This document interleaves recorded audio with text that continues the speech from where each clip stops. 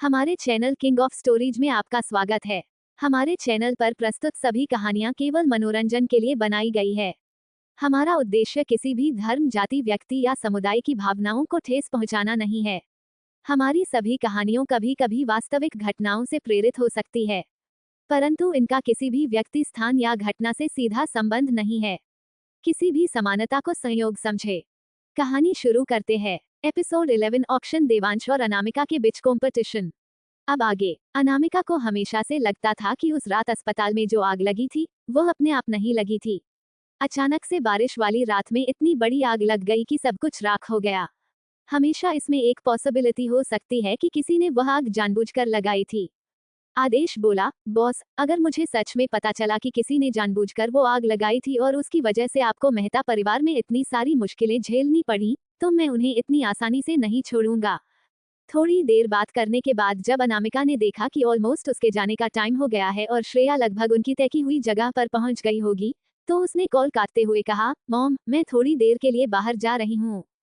सीता जी पूछना चाहती थी कि उनकी बेटी कहाँ जा रही है, किससे मिलने जा रही है, क्या करने जा रही है, मगर उन्हें डर था कि वो उसे डिस्टर्ब कर देंगी।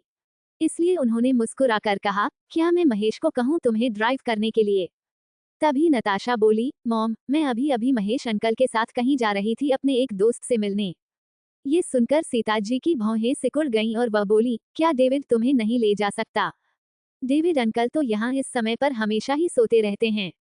अगर हमने अभी उन्हें जगाया तो वह बहुत अच्छे हालात में नहीं रहेंगे, और इस तरह आधी नींद वाली हालत में ड्राइविंग करना सेफ नहीं है, नताशा बोली। फिर समझने का नाटक करते हुए अनामिका को देखकर बोली, अनु, अगर तुम्हें कोई अर्जेंट काम है तो मैं अपनी फ्रेंड को फोन करके उसके साथ मिलना कैंसिल कर सकती हूँ। उसके बाद महेश अंकल तुम्हें ले जाएंगे। उसकी कोई जरूरत नहीं है। मेरे पास ड्राइविंग लाइसेंस है, मैं कार चला सकती हूँ, अनामिका बोली। लेकिन तभी उसे याद आया कि जिस दिन उसे लेने के लिए महेश अंकल आए थे, तब रोल्स रॉयस बुरी तरह से डैमेज हो गई थी। इसलिए उसने पूछा, क्या और कोई गाड़ी है घर में? सीता जी ने जवाब दिया, ऑफ कोर्स, हमारे पास बहुत सारी गाड़ियां हैं। पहले ड्राइवर अंकल के साथ गैराज में जाओ और जो चाहिए वह तुम ड्राइविंग के लिए चूज कर सकती हो। कोई भी एक। अनामिका हैरान हो गई। सीता जी ने इंटरकॉम से डायरेक्टर महेश अंकल को कनेक्ट किया और कहा, महेश, यहाँ आओ और अनु को गैराज में लेकर जाओ। वह गैराज लगभग 2 फ्लोर्स में था और वहां पर बहुत सी लिमिटेड एडिशन गाड़ियां अलग अलग कलर्स में रखी हुई थीं। मेरा परिवार करता क्या है? अपने सामने इतनी सारी लग्जूरियस गाड़ियों को देखकर अनामिका शॉक्ड हो गई और आखिरकार उसने पूछ ही लिया, मिस अनामिका, क्या आपको नहीं पता? महेश अंकल सरप्राइज हो गए। उन्हें लगा था कि श्रवण जी को सब पहचानते हैं, क्योंकि वह इंडिया के सबसे अमीर इंसान हैं। आफ्टर ऑल, कौन देश के सबसे अमीर इंसान को नहीं जानता होगा?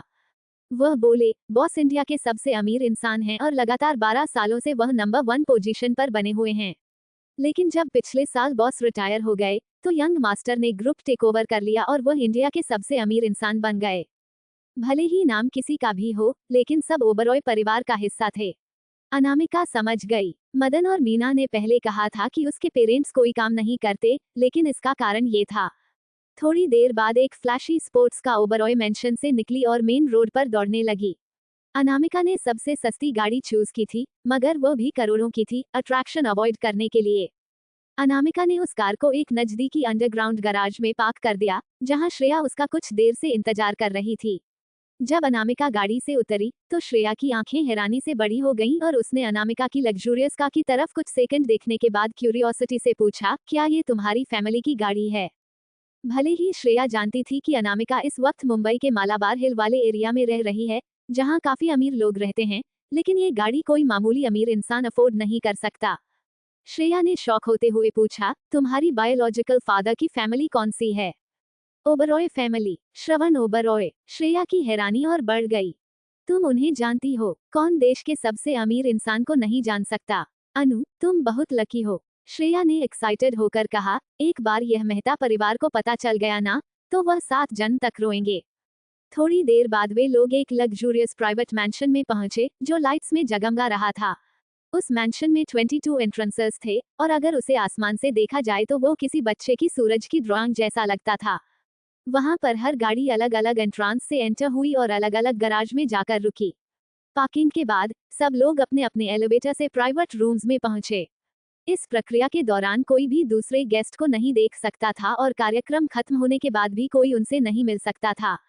यहाँ की प्रिवेसी और सिक्योरिटी की वजह से ही यहाँ की एंट्री टिकट की डिमांड बहुत हाई थी, लेकिन श्रेया, जो देसाई परिवार की प्रिंसेस थी, उसके लिए टिकट कोई बड़ी बात नहीं थी। उसके अलावा वो और अनामिका यहाँ रेगुलर आते जाते थे। पार्किंग के बाद उन्होंने तीसरे फ्लोर के प्राइवेट रूम के लिए एलिवेटर लिया, जो पूरी तरह से ड्रिंक्स और स्नैक्स से भरा हुआ था। वहीं दूसरी तरफ नताशा ऐसी जगह पर पहली बार आई थी। अगर उसकी एक अच्छी दोस्त उसे गाइड नहीं कर रही होती, तो उसे पता ही नहीं चलता कि बाहर कैसे जाना है। यह एक गॉर्जियस प्राइवेट मैंशन था, जो सचमुच एक अंडरग्राउंड ऑक्शन हाउस था। नायरा, तुम ऐसी जगह के बारे में कैसे जानती हो? नताशा ने अपनी बेस्ट फ्रेंड नायरा खन्ना को बताया था कि दोपहर में उसे नहीं पता था कि बीमार देवेंद्र जी को क्या गिफ्ट देना है, तो नायरा ने ही उसे यहाँ आने का सल्यूशन दिया। मैं यहाँ अपने भाई के साथ कई बार आई हूँ। यहाँ पर बहुत सारी रेयर और प्रेशियस चीजें मिलती हैं। बस तुम रुक और इंतजार करो कि देवेंद्र जी को पसंद की कोई चीज मिलती है या नहीं। अगर तुम्हें कुछ मिल गया, तो उसे खरीद कर उन्हें दे देना। वो डेफिनेटली बहुत खुश होंगे। नायरा भी एक अमीर परिवार से थी, इसलिए उसे लगा कि देवेंद्र जी को नॉर्मल लग्जूरियस चीजें पसंद होंगी, लेकिन उनके ऊपर इंप्रेशन जमाने के लिए यहाँ ऑक्शन से चीज खरीदना ज्यादा बेहतर होगा, जो मार्केट में अवेलेबल नहीं होती। हम और लोग क्यों नहीं देख रहे? नताशा कंफ्यूज्ड हो गई। यहाँ सब प्राइवेट रूम्स में हैं। इस हॉल में टोटल 32 रूम्स हैं, जो पूरे सर्कल में हैं और स्टेज बीच में है, लेकिन कोई भी स्टेज को होस्ट नहीं करेगा। ऑक्शन ऑटोमेटिक होगा। क्या तुम्हें पता है, हर रूम में एक बड़ी ग्लास वॉल है जिससे हम आसानी से ऑक्शन आइटम्स को देख सकते हैं। हम बाहर सब कुछ देख सकते हैं, लेकिन बाहर वाला कोई हमें अंदर नहीं देख सकता, नायरा ने समझाया। अपनी बेस्ट फ्रेंड की बातें सुनकर नताशा को थोड़ी जलन होने लगी। अगर उसके पांचों भाई उसे पहले यहाँ लेकर आए होते, तो उसने इतना कुछ मिस नहीं किया होता। वहीं प्राइवेट रूम नंबर 1 में ऋषि देवांश के पीछे खड़ा था। उसने रेस्पेक्टफुली कहा, सर, हार्ट इजी अब आखिरी में आएगा। देवांश, जो सोफे पर बैठा था, ने धीमी आवाज में कहा, हाँ। उसे सुना था कि हार्ट इजी अब हार्ट डिजीज पर बहुत अच्छे से काम करता है, इसलिए वह इसे खरीदने आया था, ताकि बाद में उसे मेडिकल एक्सपर्ट्स को और स्टडी के लिए दे सके। ऑक्शन शुरू हो गया। ऑक्शन के शुरू होते ही स्टेज 2 हिस्सों में बंट गया और ऑक्शन की पहली चीज ऊपर दिखाई दी। बड़ी स्क्रीन पर उस चीज की पूरी हिस्ट्री और उसकी वैल्यू दिखाई देने लगी। इलेक्ट्रॉनिक स्क्रीन पर आइटम की हर डिटेल और उसका हर पार्ट क्लियरली दिखाया जा रहा था। पहला आइटम हार्ट रिवाइव था, जो रिपोर्टेडली हार्ट डिजीज पेशेंट्स के लिए इस्तेमाल होता था, जिससे उन्हें काफी बेहतर महसूस होता था। अगर कोई इंसान ठीक है, तो इसे पीने से उसकी हेल्थ काफी अच्छी रह सकती है, और अगर कोई इंसान बीमार है, तो इसे पीने से दर्द से तुरंत आराम मिल सकता है। और दूसरी मेडिसिन के साथ मिलाने पर कोई साइड इफेक्ट्स भी नहीं होते हैं। इसके सिस्टम एक्सप्लेनेशन के दौरान ही हार्ट रिवाइव मेडिसिन को स्क्रीन पर करीब से दिखाया जाने लगा, ताकि सब लोग उसे क्लियरली देख पाएं। अनु, क्या ये वही बचा हुआ पदार्थ नहीं है जो पिछली बार तुमने हार्ट इजी प्रोडक्शन के लिए इस्तेमाल किया था? श्रेया ने पूछा। हाँ, अनामिका ने बिल्कुल छुपाए बिना सच्चाई से जवाब दिया। इसे कहते हैं आम के आम और गुठलियों के दाम। भले ही सामने वाली दवाई हार्ट इजी मेडिसिन जितनी इफेक्टिव नहीं थी, लेकिन इसमें अभी भी कुछ मेडिसिनल वैल्यू थी, इसलिए यह बर्बाद बिल्कुल नहीं होगी। प्राइस शुरू होगा 20,000 से। प्राइस देखकर श्रेया हैरान हो गई और बोली, सिर्फ बचे हुए छोटे से सामान के भी 20,000? सामने वॉल पर 3 बटन थे जिन पर लेबल्स लगे थे, 10,000, 50,000 और 1,00,000। दूसरे शब्दों में, सबसे मिनिमम बोली 10,000 रुपए की लगाई जा सकती थी। श्रेया ऑक्शन में चल रही दवाई के बढ़ते दाम को देख रही थी। काफी सारी बिडिंग के बाद दवाई की कीमत ऑलरेडी 2 लाख तक पहुंच गई थी। नताशा, ये काफी अच्छा है। तुम इसे खरीदकर देवेंद्र जी के लिए सूप बना सकती हो। यह उनकी हेल्थ के लिए काफी अच्छा होगा, और वह समझ जाएंगे कि तुम बहुत अच्छी लड़की हो। उन्हें तुम बहुत पसंद भी आओगी। नताशा भी इसे खरीदना चाहती थी, लेकिन दूसरे लोग इसे खरीदने के लिए काफी ऊंची बोली लगा रहे थे।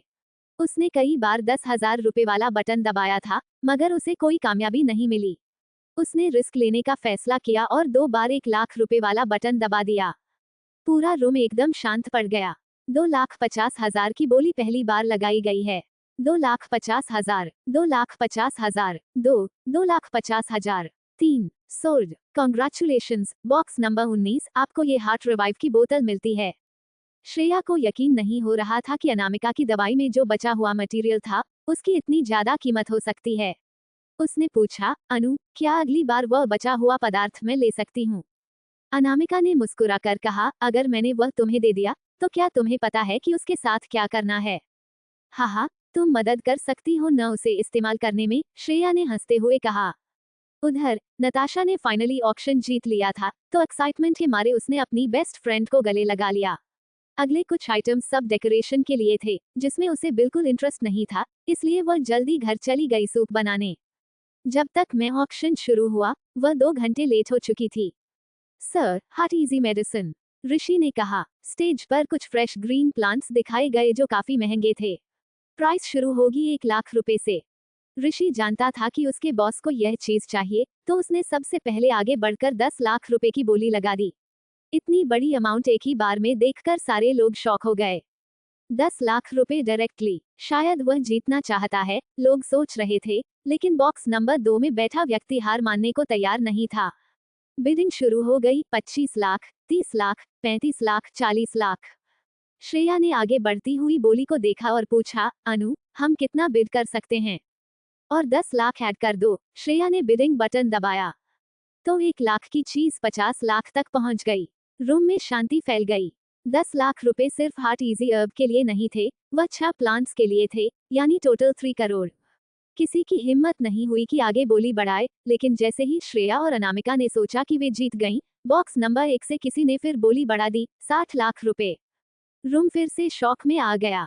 अनामिका और श्रेया ने कभी उम्मीद नहीं की थी कि बॉक्स नंबर 1 का इंसान इतनी ऊंची बोली लगाएगा। लेकिन बॉक्स नंबर 3 में बैठी अनामिका भी हार मानने को तैयार नहीं थी। उसने बोली बढ़ाई, 70 लाख रुपए।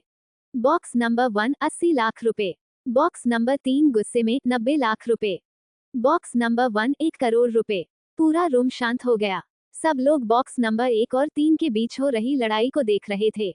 बॉक्स नंबर 2 के लोग ऑकवर्ड महसूस कर रहे थे, जैसे वे 2 बिग शॉट्स के बीच में सैंडविच बन गए हों। अनु, हम और हाई बिड नहीं कर सकते, है ना? श्रेया ने कहा, हम हार्ट इजी अर्ब से जो मेडिसिन बनाते हैं, वह भले ही महंगी होती है, लेकिन उसकी कीमत 1 करोड़ तो नहीं होती। बिड फिर से आगे बढ़ी, तो श्रेया ने शॉक होकर बॉक्स नंबर 1 की तरफ देखते हुए कहा, उस बॉक्स में बैठे लोग सिंपल नहीं हैं, हमें केयरफुल होना होगा। हार्ट इजी अर्ब से हम लक्ष्मी दादी की जान बचा सकते हैं, अनामिका बोली और उसने फिर से 10 लाख की बोली आगे बढ़ा दी। मुझे आज किसी भी कीमत पर वह चाहिए। बॉक्स नंबर 3 ने फिर 10 लाख रुपए बढ़ा दिए। सब लोग हैरान हो गए। किसी ने उम्मीद नहीं की थी कि हार्ट इजी प्लांट के लिए कोई इतनी कीमत लगाएगा। कौन है ये लोग, सर? ऋषि ने पूछा। उसे भी उम्मीद नहीं थी कि बोली इतनी आगे बढ़ जाएगी। क्या हमें बोली आगे बढ़ानी चाहिए? प्राइस ऑलरेडी मेडिसिन की वैल्यू से ज्यादा हो चुकी है। आगे बढ़ो। देवांश की आवाज अब भी बहुत कूल और शांत थी। गैप मेंटेन करो। Yes sir. ऋषि ने तुरंत 30 लाख की बोली बढ़ा दी। बॉक्स नंबर 1 ने 1 करोड़ रुपए 40 लाख अनाउंस किया। ऑटोमेटिक वॉइस ने जैसे ही यह अनाउंस किया, श्रेया गुस्से में आ गई। ये रिडिक्यूलस है। क्या हो क्या रहा है? ये सिर्फ कुछ प्लांट्स ही तो हैं।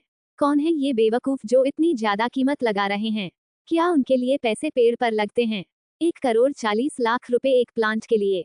इसका मतलब 6 प्लांट्स के लिए 8 करोड़ 40 लाख रुपए। ये तो कोई आम इंसान अफोर्ड नहीं कर सकता। तभी बॉक्स नंबर 3 से अनामिका ने बोली आगे बढ़ाई, 1 करोड़ रुपए 50 लाख। श्रेया ने अनामिका को देखा और हैरानी से बोली, अनु, तुम आगे भी बोली लगाओगी? उन 6 प्लांट्स की कीमत अब 9 करोड़ हो चुकी है। अगर हमने हार्ट इजी अर्ब से मेडिसिन बना ली और बेची, तो हमें सिर्फ 6 करोड़ मिलेंगे। हमारा तो 3 करोड़ का नुकसान होगा। उधर बॉक्स नंबर 1 में बैठे देवांश का फोन अचानक बजा। ये कैलाश अंकल थे, जो हमेशा उसके दादू का ख्याल रखते थे। देवांश बेटा, कुछ गड़बड़ हो गई है। मिस नताशा सूप लेकर आई थी और जैसे ही सर ने वह पिया, अचानक उन्हें तेज बुखार हो गया है। डॉक्टर ने कहा कि कंडीशन बिगड़ती जा रही है, उनकी हार्टबीट भी धीमी होती जा रही है। मैं तुम्हें परेशान नहीं करना चाहता था, लेकिन क्या तुम यहाँ आ सकते हो? ये सुनकर देवांश की आवाज ठंडी हो गई। उसने पूछा, क्या दिया था उसने दादू को पीने के लिए? उन्होंने कहा कि यह एक तरह का टॉनिक है, जिसे सूप में मिलाने पर हार्ट की कंडीशन अच्छी हो जाती है। और आप वहां बैठकर यह सब होते हुए देखते रहे। मेरे पास और कोई रास्ता नहीं था, सर। वो बहुत खुश थे और मेरी बात सुन नहीं रहे थे, इसलिए उन्होंने जिद करके वह सारी दवाई पी ली। देवांश खड़ा हुआ और बॉक्स से बाहर निकलने लगा। सर, क्या हम आगे बोली नहीं बढ़ाएंगे? ऋषि ने पूछा, लेकिन अपने बॉस के ऑरा को महसूस करके बोला, क्या आपके दादाजी के साथ फिर से कुछ हुआ है? देवांश की आवाज बहुत कोल्ड थी। उनकी तबीयत बहुत खराब हो गई है, नताशा के बनाए सूप को पीने के बाद। मिस नताशा ने सूप बनाना कब सीखा? और ये सब कब हुआ? वो कब उनसे मिलने चली गईं? ऋषि ने देवांश को फॉलो करते हुए कहा, क्या हमें मिस अनामिका को फोन करके बताना चाहिए? ये सुनते ही देवांश के कदम रुक गए। अचानक उसे ब्राइट, चमकती आंखों वाली लड़की की याद आई। आखिरी बार मिस अनामिका ने ही दादू को वापस ठीक किया था। सर, आपको अभी मिस अनामिका को इन्फॉर्म करना चाहिए। क्यों ना आप उसे कॉल कर लें? देवांश ने उसे एक नजर देखा और अपना फोन निकाला। वहीं रूम में अभी भी बिडिंग चल रही थी। टेंशन के मारे श्रेया की सांसें रुकी हुई थी और वह सिर्फ यही प्रार्थना कर रही थी, आगे बोली मत बढ़ना, आगे बोली मत बढ़ाना। 1,50,00,000, 2, 3 और सोल्ड। श्रेया ने एक्साइटमेंट में अनामिका को गले लगाते हुए कहा, हम जीत गए, हम जीत गए। उन्हें यकीन नहीं हो रहा था कि बॉक्स नंबर 1 ने आगे बोली नहीं बढ़ाई। Congratulations, box number 3। आज आप लोगों ने 6 हार्ट इजी अर्ब जीते हैं। अनु, हम फाइनली जीत गए। श्रेया इतनी खुश थी कि वह खुशी के मारे उछल रही थी। ठीक उसी वक्त अनामिका का फोन वाइब्रेट हुआ। उसने देखा कि कोई अननोन नंबर था। कॉल उठाते ही दूसरी तरफ से एक गहरी और डीप आवाज आई, मैं बोल रहा हूँ, देवंश सिंघानिया। एपिसोड 12। अनामिका को फिर देवेंद्र जी को बचाना है। अब आगे। अनामिका ने अपना फोन कान के पास लाया तो दूसरी तरफ से डिप और मैग्नेटिक आवाज सुनाई दी, मेरे दादू की तबीयत फिर से खराब हो गई है, आपकी मदद की जरूरत है। अनामिका कंफ्यूज हो गई। देवेंद्र जी की हालत तो ठीक होनी चाहिए, फिर से गलत क्या हुआ? कहाँ हो तुम? इस वक्त देवांश की आवाज बहुत ही लो और कैप्टिव थी। मैं तुम्हें पिक कर लेता हूँ। तो क्या आप सबरूज के पास जो होली क्रॉस एपिसोड अर्च है, वहाँ मिल सकते हैं? होली क्रॉस एपिसोड अर्च इस मेंशन से ज्यादा दूरी पर नहीं था। अगर वह कुछ शॉर्टकट इस्तेमाल करे तो अनामिका वहां जल्दी पहुंच सकती थी। देवांश हैरान हो गया। होली क्रॉस एपिसोड अर्च एक पुरानी बिल्डिंग थी जो 80 में बनाई गई थी। अब वहां पर कोई भी प्लेयर नहीं करता था और वो लगभग खंडहर होने वाली थी। ये लड़की वहां क्या कर रही है? कॉल कट करने के बाद अनामिका ने श्रेया से कहा, मुझे तुम्हारी मदद की जरूरत है, तुम मुझे होली क्रॉस एपिसोड अर्च ले चलो, मुझे कुछ काम है। और राइट, श्रेया जानती थी कि अनामिका को कम ही मदद मांगनी पड़ती है, इसलिए उसने आगे कुछ न पूछते हुए कहा, मैं तुम्हारा सामान बाद में भेज दूंगी। वहां पर अभी बहुत सारे काम थे, इसलिए अनामिका ने सहमति में सिर हिलाते हुए कहा, okay. Holi cross episode urge के एंट्रांस पर देवांश के दिमाग में कई सवाल चल रहे थे। क्या अनामिका यहाँ फोटोशूट के लिए आई है? शायद हो सकता है, आजकल की लड़कियों को ऐसा पसंद होता है। पूरी तरह से शांत खड़ा देवांश चर्च की दूर बनी हुई पुरानी इमारत को देख रहा था। तभी दूर से एक इंसान आता हुआ दिखाई दिया। ऋषि ने जल्दी से कहा, वह मिस अनामिका हैं। मैंने कहा था ना, पक्का वह यहाँ फोटोशूट के लिए आई होंगी। व्हाइट ड्रेस में, पीछे ढलते सूरज की रोशनी के साथ, अनामिका बहुत ही खूबसूरत लग रही थी। उसके फ्लोइंग ड्रेस और लहराते हुए बालों की वजह से वह एक परी जैसी लग रही थी, जो सीधे किसी पेंटिंग से निकली हो। एक पल के लिए ऋषि की भी नजरें उस पर ठहर गईं। अनामिका के वहां पहुंचते ही उसने शालीनता से दरवाजा खोलते हुए कहा, मिस अनामिका, प्लीज अंदर बैठिए। अनामिका ने बैक सीट पर बैठे हुए आदमी की तरफ देखा और उसके बगल में बैठते हुए बोली, देवेंद्र जी कैसे हैं? देवांश अभी भी अनामिका की प्रेजेंस से थोड़े हक्के बक्के थे। उन्होंने जवाब दिया, कोई उनके लिए सूप लेकर आया था, जो उन्होंने पी लिया और वह अभी सर्जरी में हैं। क्या वह सूप किसी जान पहचान वाले ने पिलाया था? हाँ। अनामिका को कल देवेंद्र जी की हालत याद आ गई। अगर उन्होंने सिर्फ सूप पिया था, तो उनकी हालत इतनी खराब नहीं होनी चाहिए थी। पक्का उस सूप में कुछ गड़बड़ होगी। मिस अनामिका, अगर आप बुरा न माने तो एक बात पूछूं? आप कितनी साल की हैं? आप अभी भी हाई स्कूल में होंगी ना? ऋषि ने रियरव्यू मिरर में देखते हुए पूछा, आप अभी भी हाई स्कूल में होंगी ना? वह बिल्कुल एक छोटी बच्ची दिखती थी। मैं 18 साल की हूँ। अनामिका की टोन बिल्कुल कैजुअल थी। मेरे यूनिवर्सिटी एंट्रेंस एग्जाम खत्म हो गए हैं, बस रिजल्ट का इंतजार है। 18? आप इतनी यंग हैं? ऋषि बोला। आप सिर्फ 18 साल की हैं और आप इतनी बड़ी डॉक्टर हैं। क्या आपकी फैमिली में कोई डॉक्टर है? नहीं। तो आप? ऋषि अपनी बात खत्म कर पाता उससे पहले ही अचानक गाड़ी थोड़ी लखड़ा गई, जिससे अनामिका का बैलेंस बिगड़ गया और वह देवांश की तरफ गिर गई। देवांश ने उसे पकड़ लिया। अनामिका ने स्लीवलेस ड्रेस पहनी हुई थी और देवांश का हाथ उसके कंधे पर लगते ही अनामिका का चेहरा शर्म के कारण थोड़ा लाल हो गया। ये देवांश के लिए भी पहली बार था कि वो किसी लड़की के इतने करीब था, इसलिए उसका चेहरा भी थोड़ा अजीब हो गया। उसे अनामिका के आसपास एक मीठी खुशबू महसूस हुई। मैं सॉरी सर, मिस अनामिका, मैं ऋषि एक्सप्लेन कर पाता, उससे पहले ही गाड़ी फिर से 2-3 बार उछली। वह अनामिका से बात करने में इतना बिजी था कि उसने सड़क के गड्ढों और बम्पर्स पर ध्यान नहीं दिया था, इसलिए गाड़ी इतनी तेज उछल रही थी। देवांश ने अनामिका को प्रोटेक्टिव तरीके से पकड़ते हुए ऋषि को वार्निंग दी, अपनी आंखें रोड पर रखो। अनामिका ने अपनी आंखें उठाई तो उसे देवांश का हैंडसम चेहरा दिखाई दिया। उसे अपने अंदर कुछ अजीब सा महसूस हुआ। थोड़ी देर में ही गाड़ी स्मूथली चलने लगी, तो देवांश ने फाइनली उसे छोड़ा और बोला, I am sorry. It's okay, Anamika बोली और दूसरी तरफ देखने लगी। उसका चेहरा हल्का लाल हो गया था। पिछली बार जब देवांश अनामिका से मिला था, तो वह काफी इंडिफरेंट और एरोगेंट नेचर से मिली थी, लेकिन इस वक्त वह एक क्यूट लिटिल लड़की लग रही थी, जो देवांश को अच्छा लग रहा था। ऋषि को लगा कि उसके बॉस पक्का बहुत गुस्से में होंगे, लेकिन ऐसा नहीं हुआ। ऋषि ने रियर व्यू मिरर में देखते हुए बैक सीट का अजीब सा एटमॉस्फेयर नोटिस किया और अचानक उसे कुछ महसूस हुआ। ड्राइविंग पर फोकस करो, देवांश ने ऋषि की नजर महसूस कर ली और सख्त आवाज में कहा। पास्ट में कोई भी लड़की जो देवांश के करीब आने की कोशिश करती, उसे वह इतनी कोल्डली घूरता कि वह अपने आप उससे दूर हो जाती। वरना अब तक तो वह गाड़ी से बाहर फेंक दी गई होती, लेकिन इस बार देवांश ने अनामिका को बाहर नहीं निकाला, बल्कि गाड़ी के हिलने की वजह से उसे प्रोटेक्ट भी किया। ऋषि जल्दी से बोला, सर, बिग बॉस की वजह से मैं थोड़ा डिस्ट्रैक्ट हो गया था। देवांश कंफ्यूज हो गया। आज मैं और सर बिग बॉस को मिलने गए थे। उन्होंने कहा कि वो उस इंसान से पर्सनली मिलना चाहते हैं जिसने उनकी जान बचाई और उन्हें थैंक यू कहना चाहते हैं। मिस अनामिका, शायद आपको पता नहीं, मगर वो बहुत जिद्दी हैं। जब उन्होंने डिसाइड कर लिया कि वह आपसे मिलेंगे, तो वह जरूर आपको ढूंढ लेंगे। इतना कहकर ऋषि ने देवांश की तरफ देखकर बोला, सर, मुझे डर है कि बिग बॉस मिस अनामिका की लाइफ डिस्टर्ब कर सकते हैं। क्या हम मिस अनामिका के साथ उनका एक मीटिंग शेड्यूल कर सकते हैं, जिसमें वह जाकर उन्हें दवाइयों के बारे में अच्छे से समझा सकें और दवाइयां न लेने के खतरे के बारे में भी बता दें। मिस अनामिका डॉक्टर हैं, तो बिग बॉस पक्का उनकी बात सुनेंगे। क्या हम ऐसा कर सकते हैं, मिस अनामिका? देवांश ने अनामिका से पूछा।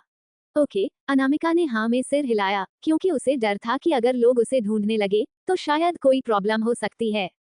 अगर उन्हें होश आ गया, तो मैं डायरेक्ट उनसे मिलूंगी। अगर वह अभी भी बेहोश हैं, तो किसी और दिन जाकर मिल लेंगे। ऑलराइट, देवांश की नजर उसके चेहरे पर थी और फिर उसने अपने फोन की तरफ देखते हुए कहा, अगर हम टाइम शेड्यूल करने वाले हैं, तो क्या मैं आपको व्हाट्सएप पर ऐड कर सकता हूँ?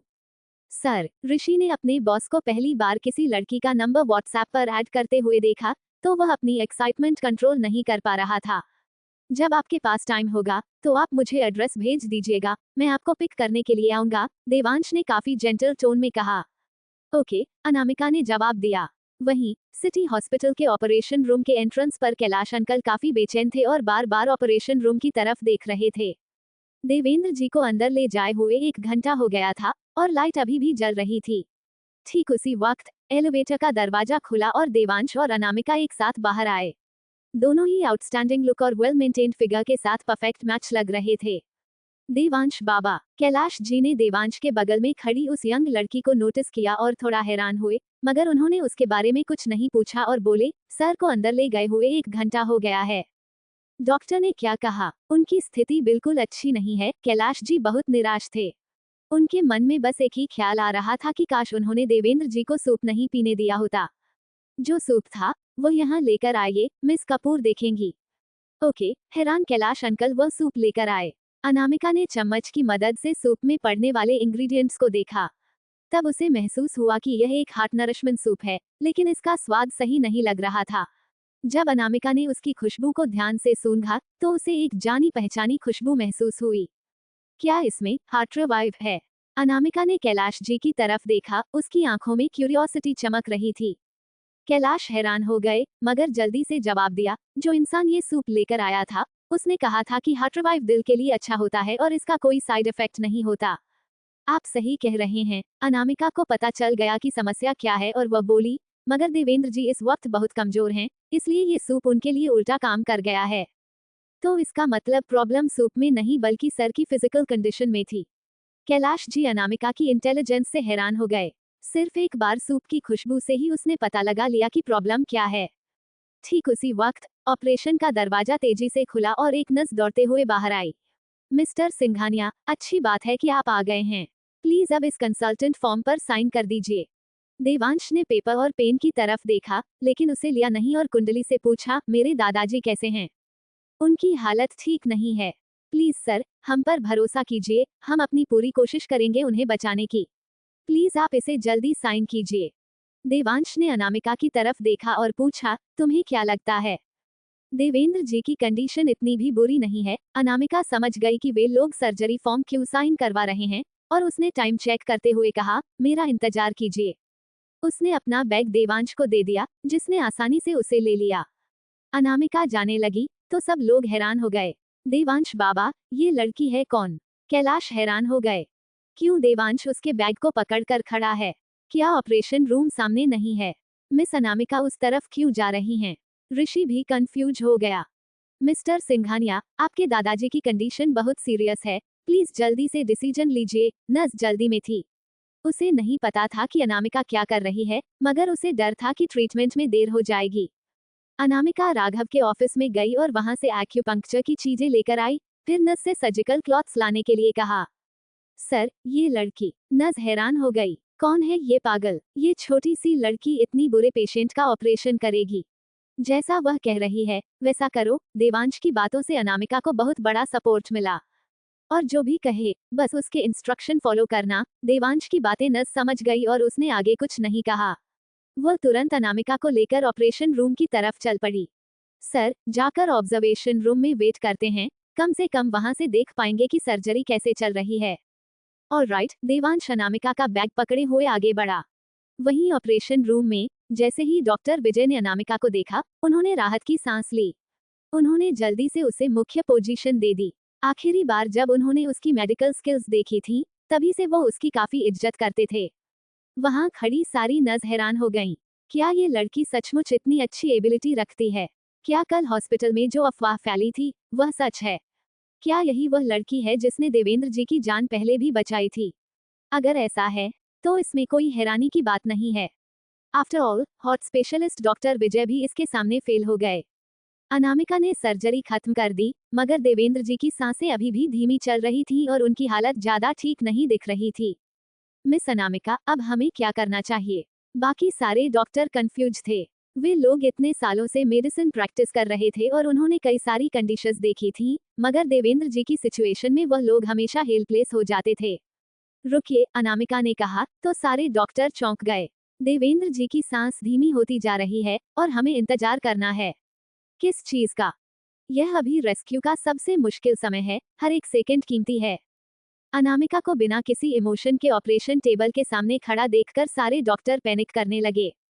एपिसोड 13 अनामिका फिर मेहता परिवार से टकराई। अब आगे। अगर आपसे हैंडल नहीं हो रहा है तो आपको डॉक्टर विजय को आगे जाने देना चाहिए। तुम अभी छोटी हो, शायद तुम्हें ऐसी सिचुएशन देखनी नहीं थी। डॉक्टर विजय, प्लीज आप आगे जाइए। हम हाथ पर हाथ रखे नहीं बैठ सकते और तुम नहीं कर सकती। किसने कहा मैं नहीं कर सकती? आखिर में अनामिका ने अपनी आंखें उठाकर देखा, जिसमें काफी कॉन्फिडेंस था। वह डॉक्टर, जो अब तक बोल रहा था, हैरान हो गया और बोला, अगर तुम्हें आता है तो करो। देवेंद्र जी की सांसें धीमी पड़ती जा रही थीं और वेंटिलेटर का अलार्म तेजी से बढ़ता जा रहा था। अलार्म सुनकर अनामिका ने बहुत आराम से अपना नीडल केस खोला। सब लोग हैरान हो गए। क्या करने वाली है ये लड़की? क्या यह एक्यूपंक्चर इस्तेमाल करेगी? यह एक ऑपरेशन टेबल है। क्या तुम सीरियस हो? यहाँ पर एक्यूपंक्चर इस्तेमाल करने को लेकर? पेशेंट क्रिटिकल कंडीशन में है, वो ये बर्दाश्त नहीं कर पाएंगे। अगर तुम्हें नहीं आता है तो साइड हट जाओ और टाइम वेस्ट मत करो। अनामिका ने किसी भी बात पर ध्यान नहीं दिया और अपनी सिल्वर नीडल्स देवेंद्र जी के सिर, होठ और हाथों पर चुभाने लगी। सारी नर्सें डर गईं। इस लड़की में बहुत हिम्मत है। तुम अपनी यह फालतू काम बाहर करो। फाइनली एक डॉक्टर को बर्दाश्त नहीं हुआ और वह आगे आने लगा। तभी डॉक्टर विजय ने उसे डांटते हुए कहा, बस करो। तभी एक नर्स ने कहा, मिस्टर सिंघानिया ने कहा है कि हमें उनकी बात माननी होगी। ये देवांश का ऑर्डर था। ये सुनते ही सारे डॉक्टर, जो गुस्से में थे, चुप हो गए और आखिर में बोले, फाइन, तुम हैंडल करो। अनामिका ने नीडल्स देवेंद्र जी के प्रेशर पॉइंट पर चुभा दी और कुछ ही समय में देवेंद्र जी के मुंह से थोड़ा खून निकला। सब लोग हैरान हो गए, यहाँ तक कि ऑब्जर्वेशन रूम में कैलाश जी भी थोड़ा पैनिक हो गए और बोले, सर, क्या ठीक है? उनकी सिचुएशन और बिगड़ती जा रही है, अचानक उनके खून क्यों निकाला? लेकिन खून निकलते ही देवेंद्र जी की कंडीशन धीरे धीरे नॉर्मल होने लगी और वेंटिलेटर का अलार्म बजना बंद हो गया। सारे डॉक्टर शॉक में अनामिका की तरफ देखने लगे। नीडल को निकालने का वक्त हो गया है, उसने निकालते हुए कैजुअली बोला। उन्हें उनके रूम में वापस ले जाओ। सारे डॉक्टर काफी कॉम्प्लेक्स इमोशंस के साथ उसे देखने लगे। अगर आप लोगों ने अपनी सो कॉल्ड सर्जरी करके उनकी हालत को खराब नहीं किया होता, तो कुछ ही नीडल से उनका काम हो गया होता। अनामिका ने उनके शरीर से सारी नीडल्स निकाली और चेक करके आखिरी बम फोड़ते हुए वहां से निकल गई। सब लोग हैरान थे, लेकिन डॉक्टर विजय को सबसे पहले उसकी बातों का मतलब समझ में आया। उन्होंने अनामिका के प्रक्रिया को याद करते हुए फाइनली बोले, ब्रिलियंट, तो सब ऐसे हुआ। उन्होंने एक्यूपंक्चर सीखा था और उन्हें अनामिका का मेथड समझ में आ गया। लेकिन बाकी डॉक्टर को समझ नहीं आया, तो उन्होंने पूछा, डॉक्टर विजय, क्या आपको समझ में आया? हमें भी बताइए, उसने ऐसा कैसे किया? सर, मिस अनामिका, वह ऋषि इतना शॉक में था कि वह अपना सेंटेंस भी पूरा नहीं कर पाया। वह किस तरह की इंसान है? जो बीमारी इतने सारे डॉक्टर मिलकर नहीं ठीक कर पाए, वह उसने सिर्फ कुछ चीजों से कर दिया। क्या बाकी डॉक्टर बेकार हैं या फिर वह कुछ ज्यादा ही अच्छी है? अनामिका ऑपरेशन रूम से बाहर आई तो उसे सामने से देवांश आता हुआ दिखाई दिया, जिसके कंधे पर अभी भी उसका बैग था। अनामिका जल्दी में थी, इसलिए उसने अपना बैग देवांश को पकड़ा दिया। उसे उम्मीद नहीं थी कि उसका बैग अभी भी देवांश के पास होगा। देवेंद्र जी को कल होश आ जाएगा, अगले महीने के लिए उन्हें ओवर एक्टिव अवॉइड करना होगा और आज की तरह कोई न्यूट्रिशन शॉप नहीं, अनामिका बोली। समझ गया, और बाहर खड़ी की तरफ देखते हुए उसने कहा, प्लीज आप मेरे साथ डिनर पर चलिए। उसकी कोई जरूरत नहीं है, मुझे घर जाना है। अब तक शाम के 7 बजे 30 मिनट हो चुके थे। अनामिका ने अपना बैग लिया और फोन चेक किया, तो जैसा कि उम्मीद थी, उसकी माँ के 2 मिस कॉल थे। अनामिका ने तुरंत कॉल नहीं करते हुए कहा, सॉरी माँ, मैं बिजी थी। देवांश ने फोन पर बात करते हुए अनामिका को देखा। उसकी आंखें चमक रही थी और उसका एक एक्स्ट्रा ऑर्डिनरी ऑरा था। फैमिली से बात करते हुए उसकी आवाज में एक अलग सा सॉफ्टनेस थी। बिल्कुल, मैं अभी घर आ रही हूँ। बाय। उसके कॉल करते ही देवांश धीरे से बोला, मैं आपके घर छोड़ देता हूँ। बस मुझे एमरल्ड पार्क ड्रॉप कर दीजिए, मैंने वहाँ के अंडरग्राउंड गैराज में गाड़ी पार्क की है। एमरल्ड पार्क, वह पार्किंग तो अभी भी अंडर कंस्ट्रक्शन है और पब्लिक के लिए ओपन नहीं किया गया, तो अनामिका की गाड़ी वहाँ क्यों है? और वह होली क्रॉस चर्च के पास क्या कर रही थी? देवांश के लिए उसके सामने खड़ी लड़की एक मिस्ट्री थी, जिसे कोई नहीं समझ सकता था। मुझे पहले इसे वापस लौटना है। अनामिका ने बिना और राघव से पूछे उसके एक पंचर इक्विपमेंट ले लिए थे, इसलिए उसे राघव को वापस करना था, जो अभी भी ऑफिस में था। एक्यूपंक्चर टूल्स लौटाने के बाद जब अनामिका ऑफिस से बाहर आई, तो लक्ष्मी दादी के वार्ड के पास होकर गुजरी और खुद को रोक नहीं पाई। उसने अंदर देखा, रूम के अंदर लक्ष्मी दादी अभी भी बेहोश थी और उनके हाथ में एक ड्रिप लगी हुई थी। अचानक अनामिका को अपने बचपन का एक सीन याद आ गया, जब इसी तरह एक दिन वह दोपहर को घर आई और लक्ष्मी दादी सो रही थी, जिससे वह काफी डर गई थी। तभी अनामिका का ध्यान किसी की आवाज से टूटा। जब उसने पीछे मुड़कर देखा कि कौन उसे आवाज लगा रहा है, तो उसे मदन और मीना दिखाई दिए। उन्हें अभी अभी हॉस्पिटल से कॉल आया था कि लक्ष्मी दादी का वीआईपी रूम जितने टाइम के लिए बुक हुआ था, वह टाइम खत्म होने वाला है, इसलिए उन्हें यहाँ आकर बिल पे करना होगा। लेकिन उन्होंने उम्मीद ही की थी कि अनामिका भी अस्पताल में होगी। मीना सबसे पहले अपने होश में वापस आए और उसने अनामिका से सवाल करना शुरू कर दिया, क्या कर रही हो तुम यहाँ? क्या तुम अपनी बायोलॉजिकल पेरेंट्स के साथ वापस नहीं चली गई? क्या तुम सीरियसली यह सोच रही हो कि माँ से भीख मांगकर तुम इस शहर में या फिर हमारे घर में रह सकती हो? तो भूल जाओ। मदन भी अनामिका के यहाँ होने से हैरान हो गया और उसने पूछा, अनु, तुम यहाँ क्या कर रही हो? क्या तुम अपनी फैमिली के पास वापस नहीं गई? मीना ने डायरेक्ट घटिया एक्सप्रेशन के साथ कंक्लूजन पर आते हुए कहा, मुझे तो लगता है कि यह गई नहीं थी। उसने पक्का सुन लिया होगा कि इसकी फैमिली कंडीशन कितनी बुरी है, इसलिए वह यहाँ गई नहीं और यहाँ भागकर आ गई माँ से मदद मांगने के लिए। मीना की बात सुनकर मदन ने एक जबरदस्ती की मुस्कुराहट के साथ सामने आया और उसने सिचुएशन सॉल्व करने का नाटक करते हुए कहा, हम बात कर सकते हैं, कितने पैसे चाहिए तुम्हें? अनामिका ने उन दोनों को देखा, जो कुछ महीने पहले तक उसके असली माता पिता थे, और अब उनके सही रंग उसके सामने आने लगे थे। उसे थोड़ी हैरानी हुई और उसके चेहरे पर एक कड़ी मुस्कुराहट आ गई। उसे चुप देखकर मदन ने अपने पॉकेट से एक कार्ड निकालते हुए कहा, इसमें 1 लाख रुपए है, इसे रख लो और पासवर्ड है 1,23,456। मदन, उसकी बात से मीना हैरान हो गई और बोली, तुम इसे इतने सारे पैसे क्यों दे रहे हो? मदन ने मीना को चुप रहने का इशारा किया। अगर वे अनामिका को पैसे नहीं देंगे तो वो यहाँ से जाने के लिए मानेंगी कैसे? कल उसने युविका का उतना महंगा नेकलेस चुरा लिया और आज वह इतने पैसे ले रही है, तो वह पक्का चली जाएगी, राइट? अनामिका के चेहरे पर मजाक उड़ाने वाली हंसी आ गई और उसने मदन के हाथ में पड़े हुए बैंक कार्ड को देखा और चुप रही, कुछ रिएक्ट नहीं किया। क्या क्या तुम्हें लगता है ये बहुत कम है? मीना गुस्से में बोली, मैं तुम्हें एडवाइस दूंगी कि थोड़ी समझदारी करो और ना, आखिर में तुम्हें कुछ नहीं मिलेगा। मदन ने वह कार्ड अनामिका को देने की कोशिश की, मगर अनामिका ने उसे अवॉइड कर दिया। अब क्या चाहिए तुम्हें? क्या तुम चाहती हो कि यहाँ रुककर माँ के होश में आने का इंतजार करो और फिर उन्हें भड़काओ? तो सपने देखते रहो। मीना ने नहीं सोचा था कि अनामिका से डील करना इतना मुश्किल होगा। मैं तुम्हें बता देती हूँ, आज से और अभी से तुम्हारा माँ से कोई लेना देना नहीं है। हमसे दूर रहो। 1 करोड़, अनामिका ने प्यार से मुस्कुराकर एक एक शब्द देते हुए कहा, तो मैं सोच सकती हूँ। तुम जरूर सपने देख रही होगी। मीना बहुत गुस्से में थी और बोली, क्यों ना तुम 1 करोड़ लेने के लिए जाकर बैंक में डाका डालो। बैंक में डाका डालना थोड़ा खतरनाक हो सकता है। आप लोगों के ऊपर ही डाका डालना ज्यादा अच्छा रहेगा। तुम, मीना गुस्से में लगभग पागल होने वाली थी और बोली, मैं तुम्हें एक फूटी कोड़ी नहीं दूंगी। और उसने मदन के हाथ से वह कार्ड लेते हुए कहा, अगर तुम अभी नहीं गई तो मैं तुम्हें धक्के मारकर बाहर निकलवा दूंगी। तो फिर बुलाओ किसी को, मुझे धक्का मारकर बाहर निकलवाने के लिए। तुम मुझे बहुत गुस्सा दिला रही हो। ये टॉप फ्लोर है, कोई भी यहाँ नहीं आ सकता। मीना स्टाफ को बुलाने के लिए जाने ही वाली थी, तभी अनामिका, एक आदमी की आवाज से उन सबका ध्यान उसकी तरफ चला गया।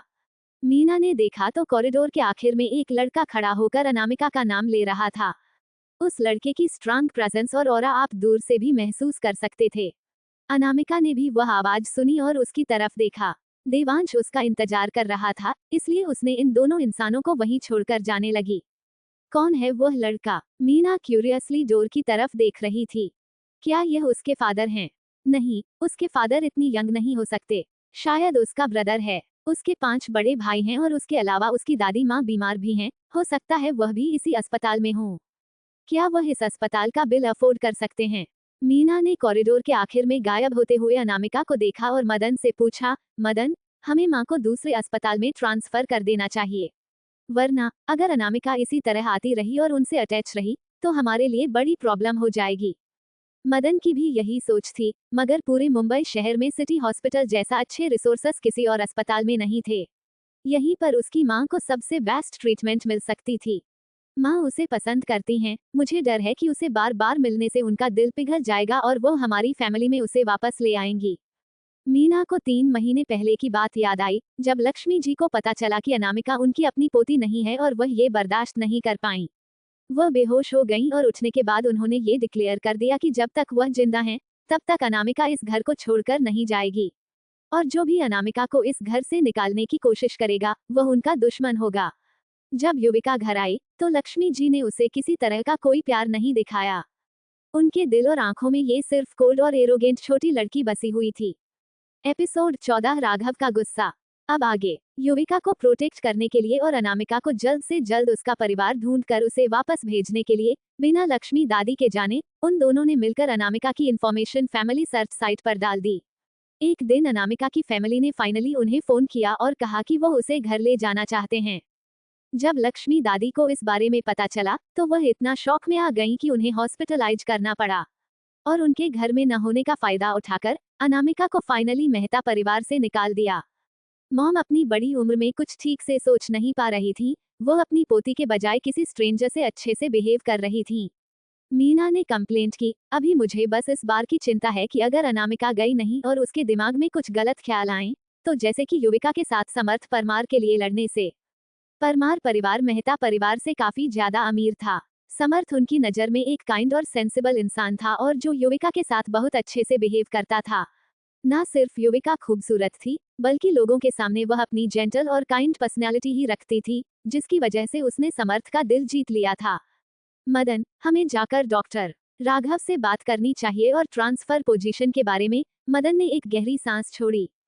चलो चलते हैं। अनामिका देवांश के पास पहुंची और उसके पीछे चलते हुए अपने हाथ में पकड़े फोन से एक एक करके ईमेल का जवाब देने लगी। वो दोपहर में ऑप्शन के लिए गई थी और अब उसने देवेंद्र जी की सर्जरी की है, इसलिए इतने टाइम में बहुत सारी ईमेल्स आई थी जिन्हें उसने जवाब नहीं दिया था। ठीक उसी वक्त कोई व्हीलचेयर से वहां से जा रहा था, जो लगभग अनामिका से टकराने ही वाला था। ये देखकर देवांश ने तुरंत उसे अपनी साइड खींचा और बोला, संभाल के। अनामिका ने रिएक्ट किया, उसका चेहरा फिर से लाल पड़ गया था। गाड़ी में देवांश ने नोटिस किया कि अनामिका कुछ और सोच रही है, तो उसने गाड़ी रुकवाते हुए कहा, मेरे लिए थोड़ी देर इंतजार करो। वह गाड़ी से उतरा और एक बेकरी शॉप में चला गया। थोड़ी देर बाद ही बहुत सारे बॉक्स लेकर बाहर आया। उसके अंदर कुछ स्नैक्स थे, केक, ब्रेड, दूध, मिल्क शेक और क्यूट क्यूट दिखने वाली कैंडी। लड़कियों को ऐसे ही चीजें पसंद होती हैं, देवांश ने वह चीजें उसे दी। इतने लंबे टाइम तक ऑपरेटिंग रूम में रहने की वजह से तुम्हें पक्का भूख लगी होगी। अपने सामने खाना देखकर अनामिका कुछ कहने वाली थी, तभी देवांश ने आगे झुककर मिल्क शेक की बोतल खोलते हुए उसके सामने किया। अनामिका बोली, मुझे भूख नहीं लगी है, खाना खा लो। देवांश ने उसे मिल्क शेक दे दिया। अनामिका ने मजबूरी में वह मिल्क शेक लिया और उसके कुछ शिप लिए। वह काफी मीठा था। वहीं दूसरी तरफ हॉस्पिटल में, डॉक्टर राघव, आपका मतलब क्या है कि अप्रूवल डिनाया हो गया है? मीना डॉक्टर राघव के पास पहुंची ट्रांसफर की बात करने के लिए, जिसे सुनते ही उसका फेस ठंड हो गया। उनकी जैसी कंडीशन है, उन्हें इसी अस्पताल में रहना चाहिए। क्या यहाँ कोई और अच्छा हॉस्पिटल नहीं है? मदन ने पूछ लिया। सिटी हॉस्पिटल पूरे शहर में सबसे अच्छा है, हम जानते हैं। कोई भी सिटी हॉस्पिटल के मेडिकल स्टैंडर्ड देख सकता है, लेकिन मदन अपनी बात खत्म कर पाता, उससे पहले ही मीना ने उसे बीच में रोकते हुए कहा, डॉक्टर राघव, हमारे पास कोई और रास्ता नहीं है। अगर हमने अपनी मॉम को जल्दी ट्रांसफर नहीं किया, तो हमें डर है कि कोई उन्हें डिस्टर्ब करता रहेगा और उनकी रिकवरी में डिस्टर्बेंस होगी। राघव ने कोल्डली उनकी तरफ देखा, क्या ये औरत अनामिका के बारे में बात कर रही है? उसे पता है कि अनामिका ने कितना कुछ किया है मेहता परिवार के लिए और बदले में इन लोगों ने क्या किया उसके साथ। राघव ने कोल्डली पूछा, अगर आप लोगों को सचमुच उनकी जान की फिक्र होती, तो आप लोग तभी आ गए होते जब नर्स ने आप लोगों को फोन किया था। सुबह 9 बजे आप लोग अब क्यों आ रहे हैं? हमें कुछ काम था। मीना को स्पा जाना था कुछ औरतों के साथ और मदन अपनी कुछ कंपनी के हाई ऑफिसर्स के साथ गोल्फ खेल रहा था। और जब तक वह लोग घर पहुंचे, तब तक खाना पहले से तैयार था। तो उन्हें खाना खाकर ही आना होगा, इसलिए खाना खाकर वो लोग यहाँ आए। आपका मतलब है कि आप लोगों के काम की वजह से लक्ष्मी जी की तबीयत और उनके जीने मरने से आप लोगों को कोई फर्क नहीं पड़ता? ये सुनकर मीना और मदन दोनों ही ऑकवर्ड हो गए। मैं ट्रांसफर पेपर साइन कर सकता हूँ, लेकिन मैं आप लोगों को इन्फॉर्म कर देता हूँ कि दूसरे किसी भी हॉस्पिटल का मेडिकल रिसोर्सेज और डॉक्टर इतने अच्छे नहीं हैं। एक बार लक्ष्मी जी सिटी हॉस्पिटल से चली गईं, तो मुझे ज्यादा करना चाहे वह एक हफ्ते भी जिंदा नहीं रहेंगी। इसलिए आप लोगों को अपने आप को मेंटली प्रिपेयर कर लेना होगा। ये सुनते ही मदन के एक्सप्रेशन सीरियस हो गए और बोला, डॉक्टर राघव, क्या और कोई सॉल्यूशन है जिससे इस अस्पताल से जाने के बाद भी उनके हेल्थ पर कोई असर ना पड़े? एक रास्ता है। ये सुनकर मदन ने तुरंत पूछा, बताइए डॉक्टर राघव, मैं सुन रहा हूँ। मार्केट में एक दवाई है जो उनकी जान बचा सकती है। आप बोलिए, आगे बोलिए, मैं उसका नाम लिख लेता हूँ। इतना कहकर मदन ने अपने पॉकेट से पेपर और पेन निकाल लिया। वो सिर्फ ब्लैक मार्केट से खरीदी जा सकती है और एक गोली की कीमत लगभग 1 लाख रुपए है। और वो उन्हें दिन में 2 बार लेनी है और 3 महीने तक लेने के बाद हम यह एश्योर कर सकते हैं कि वो सर्जरी के लिए तैयार हो जाएंगी। ये सुनते ही मदन और मीना ने एक दूसरे को देखा। 1 लाख, इसका 3 महीने के लिए लगभग 1 करोड़ रुपए। आजकल दवाई इतनी महंगी हो गई है। वो दवाई बहुत ही रेयर चीजों से बनाई जाती है, इसलिए वह थोड़ी महंगी है। मदन ने वह नोटबुक वापस रखते हुए कहा, अगर ऐसी बात है तो हम उन्हें यहाँ से ट्रांसफर नहीं करेंगे। आपको इनका ख्याल रखना होगा। वो लोग लक्ष्मी जी को बचाना चाहते थे। इसका सबसे बड़ा कारण ये था कि उनके नाम पर कंपनी के 30% शेयर थे जिनकी कीमत अभी 30 करोड़ रुपए थी। लेकिन इतनी महंगी दवायां वह लोग बिल्कुल उन्हें नहीं दिलाने वाले थे। इसके अलावा लक्ष्मी दादी अनामिका को बहुत प्यार करती हैं। अगर उन्हें कुछ भी हो गया, तो उनकी वसीयत के अनुसार सारे शेयर्स अनामिका के हो जाएंगे। इसलिए उन्हें ठीक करना होगा और वसीयत चेंज करने के लिए मनाना होगा कि वह सब कुछ युविका के नाम कर दें। अनामिका हमेशा मेहता परिवार के बिजनेस को संभालती आई थी क्योंकि उसकी दादी माँ के शेयर से उसे कंपनी में हिस्सेदारी थी, वरना उसे मदन और मीना के जीवन और मृत्यु से कोई फर्क नहीं पड़ता था। लेकिन मदन और मीना को इस बात का कोई अंदाजा नहीं था। उन्हें लगता था कि वह लोग अपनी मेहनत के बल पर इतने अमीर हो गए हैं। मदन ने वह बैंक कार्ड निकाला जो वह थोड़ी देर पहले अनामिका को देने की कोशिश कर रहा था और राघव के सामने रख दिया। इससे राघव और गुस्सा हो गया और बोला, मिस्टर मेहता, क्या कर रहे हैं? आप क्या चाहते हैं कि मुझे नौकरी से निकाल दें या फिर जेल भेज दें? अगर कोई भी मेडिकल स्टाफ रिश्वत लेता है तो उसे भी जेल होगी। डॉक्टर राघव, आप मुझे गलत समझ रहे हैं, मदन ने हंसते हुए कहा। हम आपसे कोई प्रोफेशनल एथिक्स तोड़ने के लिए नहीं कह रहे हैं। ये बस थोड़े से अप्रिशिएशन के लिए टोकन है। हमें पता है कि आप कितनी मेहनत करते हैं और यह पैसे आप इस्तेमाल कर सकते हैं। हाँ, डॉक्टर राघव, ले लीजिए। हटो यहाँ से। राघव ने उन दोनों की तरफ नहीं देखा और कोल्डली बोला, किसी ने मुझसे कहा है कि मैं नेचुरली काफी मेहनत करता हूँ और मुझे इस तरह की चीजों की जरूरत नहीं। आप लोग जा सकते हैं। डॉक्टर राघव, मीना कुछ कहना चाहती थी लेकिन मदन ने उसे चुप रहने का इशारा किया और हंसते हुए कहा, ठीक है, हम जा रहे हैं। अगर डॉक्टर राघव को किसी भी चीज की जरूरत हो तो आप किसी वक्त मुझे बता दीजिएगा। अगर बात अनामिका की नहीं होती तो राघव कब का उन दोनों को लात मारकर निकाल चुका होता। इस डॉक्टर राघव का गुस्सा कितना ज्यादा है, उसके ऑफिस से बाहर आते ही मीना बोली। और उसे दूसरी तरफ समर्थ को देखो, वह भी तो कितने अमीर परिवार से है और वो कितने अच्छे से बिहेव करता है।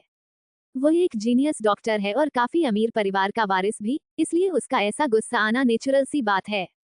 और अभी अभी डॉक्टर राघव ने कहा कि किसी ने स्पेशली लक्ष्मी जी पर ध्यान रखने के लिए उन्हें कहा है। शायद ये परमार परिवार ही होगा, राइट? इतने सारे कनेक्शंस परमार परिवार के पास ही हो सकते हैं। और उसके अलावा समर्थ और युविका की सगाई होने वाली है।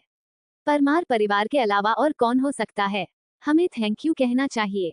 लेकिन मदन को बिल्कुल पसंद नहीं आ रहा था कि वह लोग लक्ष्मी जी को यहाँ से नहीं निकाल सकते। वो लड़की थोड़ी देर पहले किस दिशा में गई थी? अचानक मीना को कुछ याद आया और उसने कहा, मुझे याद आ रहा है, वो वार्ड काफी महंगा है। ये फ्लोर रेगुलर वीआईपी के लिए है और दूसरा वाला वीवीआईपी के लिए। लक्ष्मी जी इस वीआईपी वार्ड में रह सकती थी क्योंकि वह लोग परमार के रिश्तेदार थे और उन्होंने ही मदद की थी। मगर वीवीआईपी रूम एक अलग बात है। पैसे होते हुए भी कोई उसे ऑफर नहीं कर सकता, तो वह लड़की वहां क्या कर रही थी? वह तो किसी को जानती भी नहीं। Dad, mom. ठीक उसी वक्त एक प्यारी आवाज सुनाई दी।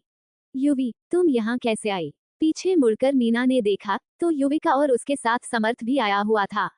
समर्थ का अपीयरेंस और टेम्परामेंट बहुत अच्छा था, जिसे मीना बहुत खुश थी। उसने मुस्कुराकर पूछा, समर्थ, तुम भी आए हो? समर्थ ने उन्हें ग्रीट किया, हेलो। हेलो, मदन ने मुस्कुराकर कहा। क्या तुम दोनों डेट पर जाने वाले हो? तुम लोग यहाँ हॉस्पिटल में क्यों आए हो? हम मूवी देखने जाने वाले थे, मगर मैंने सुना कि अस्पताल से कॉल आया था और मुझे लगा शायद दादी के साथ कुछ हुआ है। इसलिए मैं यहाँ उन्हें देखने आई हूँ। समर्थ मेरे साथ था, तो हम साथ आ गए। मॉम, डैड, दादी कैसे हैं? युविका सबके सामने अपने एक्टिंग स्किल का भरपूर प्रदर्शन कर रही थी। भले ही वह लक्ष्मी दादी से अंदर ही अंदर नफरत करती हो, तभी उसने कुछ सोचने का नाटक करते हुए कहा, मुझे लगा मैंने मेरी बहन को देखा नीचे। वह वीआईपी एलिवेटर से बाहर आ रही थी। अनामिका का नाम सुनते ही समर्थ हैरान हो गया। क्या इन लोगों ने नहीं कहा था कि अनामिका अपने बायोलॉजिकल फैमिली के पास वापस चली गई है? वह यहाँ क्या कर रही थी? मीना और मदन की एक्सप्रेशन खराब हो गए। वह उसके बारे में अभी डिस्कस नहीं करते हैं। तुम्हारी दादी बिल्कुल ठीक हैं, लेकिन अस्पताल चाहता है कि हम थोड़ी सी एडिशनल फीस जमा कर दें। तुम अंदर जाकर उनसे मिल लो, शायद तुम्हारे प्यार की वजह से वह ठीक हो जाएं। ये सुनकर समर्थ और युविका ने एक दूसरे को देखा और हाथ पकड़कर वार्ड के अंदर गए। लक्ष्मी जी बहुत पतली हो गई थी और वह बेड पर लेटी हुई थी। उन्हें देखते ही युविका ने अपने नकली आंसू बहाना शुरू किया, दादी, मैं आपसे सिर्फ 2 दिनों से मिलने नहीं आई और आप इतनी कमजोर हो गईं। सच ये था कि उसके 2 दिन सच नहीं थे, वो लगभग 1 महीने से नहीं मिली थी। मेरी दादी माँ को इतना कुछ क्यों सहना पड़ रहा है? मैं उनका दर्द क्यों नहीं ले सकती? क्यों? उसने अपना नाटक आगे जारी रखा और उसके नकली आंसुओं को देखकर समर्थ ने उन्हें पोंछते हुए कहा, सिली गर्ल, तुमने बहुत कुछ सहा है। मुझे नहीं डर है, अगर दादी माँ ठीक हो जाएं तो मैं उनका सारा दर्द अपने ऊपर लेने के लिए तैयार हूँ। उसके दयालु और प्यारे बिहेवियर को देखकर समर्थ अंदर तक खुश हो गया और उसके लिए उसका प्यार और स्ट्रॉन्ग हो गया। एपिसोड 15 देवांश पहुंच ओबरॉय मेंशन। अब आगे। युविका ने नकली आंसू बहाते हुए कहा, अगर मैं घर नहीं आई होती तो समर्थ से शादी करने वाली मेरी बहन होती। मैंने अपनी बहन की खुशियां बर्बाद कर दी, इसलिए भगवान मुझे इस तरह से सजा दे रहे हैं। मेरे फैमिली मेंबर्स, जिनकी मैं परवाह करती हूँ, उन्हें इस तरह तकलीफ देकर मुझे अमीर परिवार में नहीं आना। मुझे समर्थ से शादी भी नहीं करनी है। तुम मेहता परिवार की बेटी हो और मेहता परिवार में वापस आना तुम्हारा हक था। मेरी तुमसे सगाई इसलिए हो रही है क्योंकि यह पहले से ही तय था। तुमने कुछ गलत नहीं किया है, समर्थ ने उसे समझाते हुए बोला। वहीं दूसरी तरफ रात होने लगी। देवांश की कार ट्रैफिक से होकर तेजी से एमरल्ड पार्क की तरफ बढ़ रही थी और इस दौरान उसका फोन लगातार बज रहा था। उसने पहली बार कॉलर आईडी की तरफ देखा और कॉल कट कर दिया। लेकिन दूसरी तरफ वाला इंसान भी हार मानने के लिए तैयार नहीं था और लगातार कॉल कर रहा था। मुझे यही उतार दीजिए प्लीज। अनामिका को लगा कि उसके प्रेजेंट की वजह से देवांश कॉल नहीं उठा पा रहा है। तभी देवांश ने एक्सप्लेन किया, यह कोई बकवास कॉल है। मगर बकवास कॉल लगातार आ रहा था। फाइनली अनामिका को अनकंफर्टेबल न करने के लिए देवांश ने अपने ईयरफोन पहने और कॉल आंसर किया। देवांश, तुमने फाइनली मेरा कॉल उठा लिया। दूसरी तरफ नताशा बहुत रो रही थी। मुझे सचमुच नहीं पता कि मेरे जाते ही दादाजी के साथ इतना बड़ा कुछ हो गया। मैंने ये सब जानबूझकर नहीं किया। मैंने तो सुना था कि हार्ट रिवाइव हार्ट पेशेंट के लिए बहुत अच्छी होती है। इसलिए मैंने बहुत ध्यान से वह सूप बनाकर उसमें हार्ट रिवाइव मिलाई थी और उन्हें दिया था। मुझे लगा था कि दादाजी की मदद करेगा, लेकिन मैंने उम्मीद नहीं की थी कि इससे उनकी कंडीशन और बुरी हो जाएगी। ये सब उस दवाई बेचने वाले इंसान की वजह से हो रहा है जिसने मुझे धोखा दिया। उसने मुझे दवाई बेची और मैंने उसे चेक नहीं किया। मुझे बेवकूफ बनाया गया। अगर मुझे पता होता कि उसमें कुछ गलत है, तो मैं उसे खरीद कर नहीं लाती। दादाजी को देना तो दूर की बात है। देवांश, तुम्हें मुझ पर भरोसा करना होगा। मैं तुम्हारी फैमिली और दादाजी को अपने दादाजी मानती हूँ। मैं उन्हें कभी चोट नहीं पहुँचाऊंगी। हो गया तुम्हारा। देवांश के पास उसकी बकवास सुनने का वक्त नहीं था, इसलिए उसकी बात खत्म होते ही उसने कॉल काट दिया, अपने ईयरफोन्स निकाले और ड्राइविंग करने लगा। उसने अपनी आंखों के कोने से अनामिका को देखा, जो ऑकवर्डली वहां बैठी हुई थी। उसने पूछा, क्या हुआ? वह सामने वाला इंसान बहुत तेज रो रहा है। मैं सुन सकती थी। अनामिका नहीं जानती थी कि सामने वाला इंसान क्यों रो रहा था, लेकिन उसे उस इंसान पर काफी दया आ रही थी। जिस इंसान ने मेरे दादाजी को हर्ट किया था, उसने माफी मांगने के लिए कॉल किया था, देवांश ने सॉफ्टली एक्सप्लेन किया। अनामिका ने देखा कि वे लोग एमरल्ड पार्क के पास हैं, तो वह बोली, प्लीज मुझे नीचे उतार दीजिए। रात हो गई है, मैं गराज में तुम्हें ड्रॉप कर देता हूँ। उसकी कोई जरूरत नहीं है। अनामिका नहीं चाहती थी कि कोई उसकी गाड़ी को देखे। उसकी लाइसेंस नंबर प्लेट काफी लोगों का ध्यान खींच सकती थी। अगली बार मैं और सस्ती गाड़ी लेकर आऊंगी। क्या तुम शो हो कि तुम अकेले मैनेज कर लोगी? देवांश ने देखा कि वह पार्क अभी तक पूरा बना नहीं था और यहाँ ज्यादा स्ट्रीट लाइट्स भी नहीं थीं। चारों तरफ अंधेरा फैला हुआ था। गरज की तरफ जाने वाला रोड भी काफी डार्क था। वो एक लड़की है, क्या उसे डरना नहीं चाहिए? मुझे डर नहीं लग रहा। अनामिका के आसपास का कुलौरा था। उसे कोई फर्क नहीं पड़ता था। उसने इससे भी बुरे सिचुएशन फेस किए हैं और वह भी कई बार। वह अपनी सीट बेल्ट खोलने लगी। मैं कर देता हूँ, इतना कहकर देवांश आगे झुका और सीट बेल्ट खोलने लगा।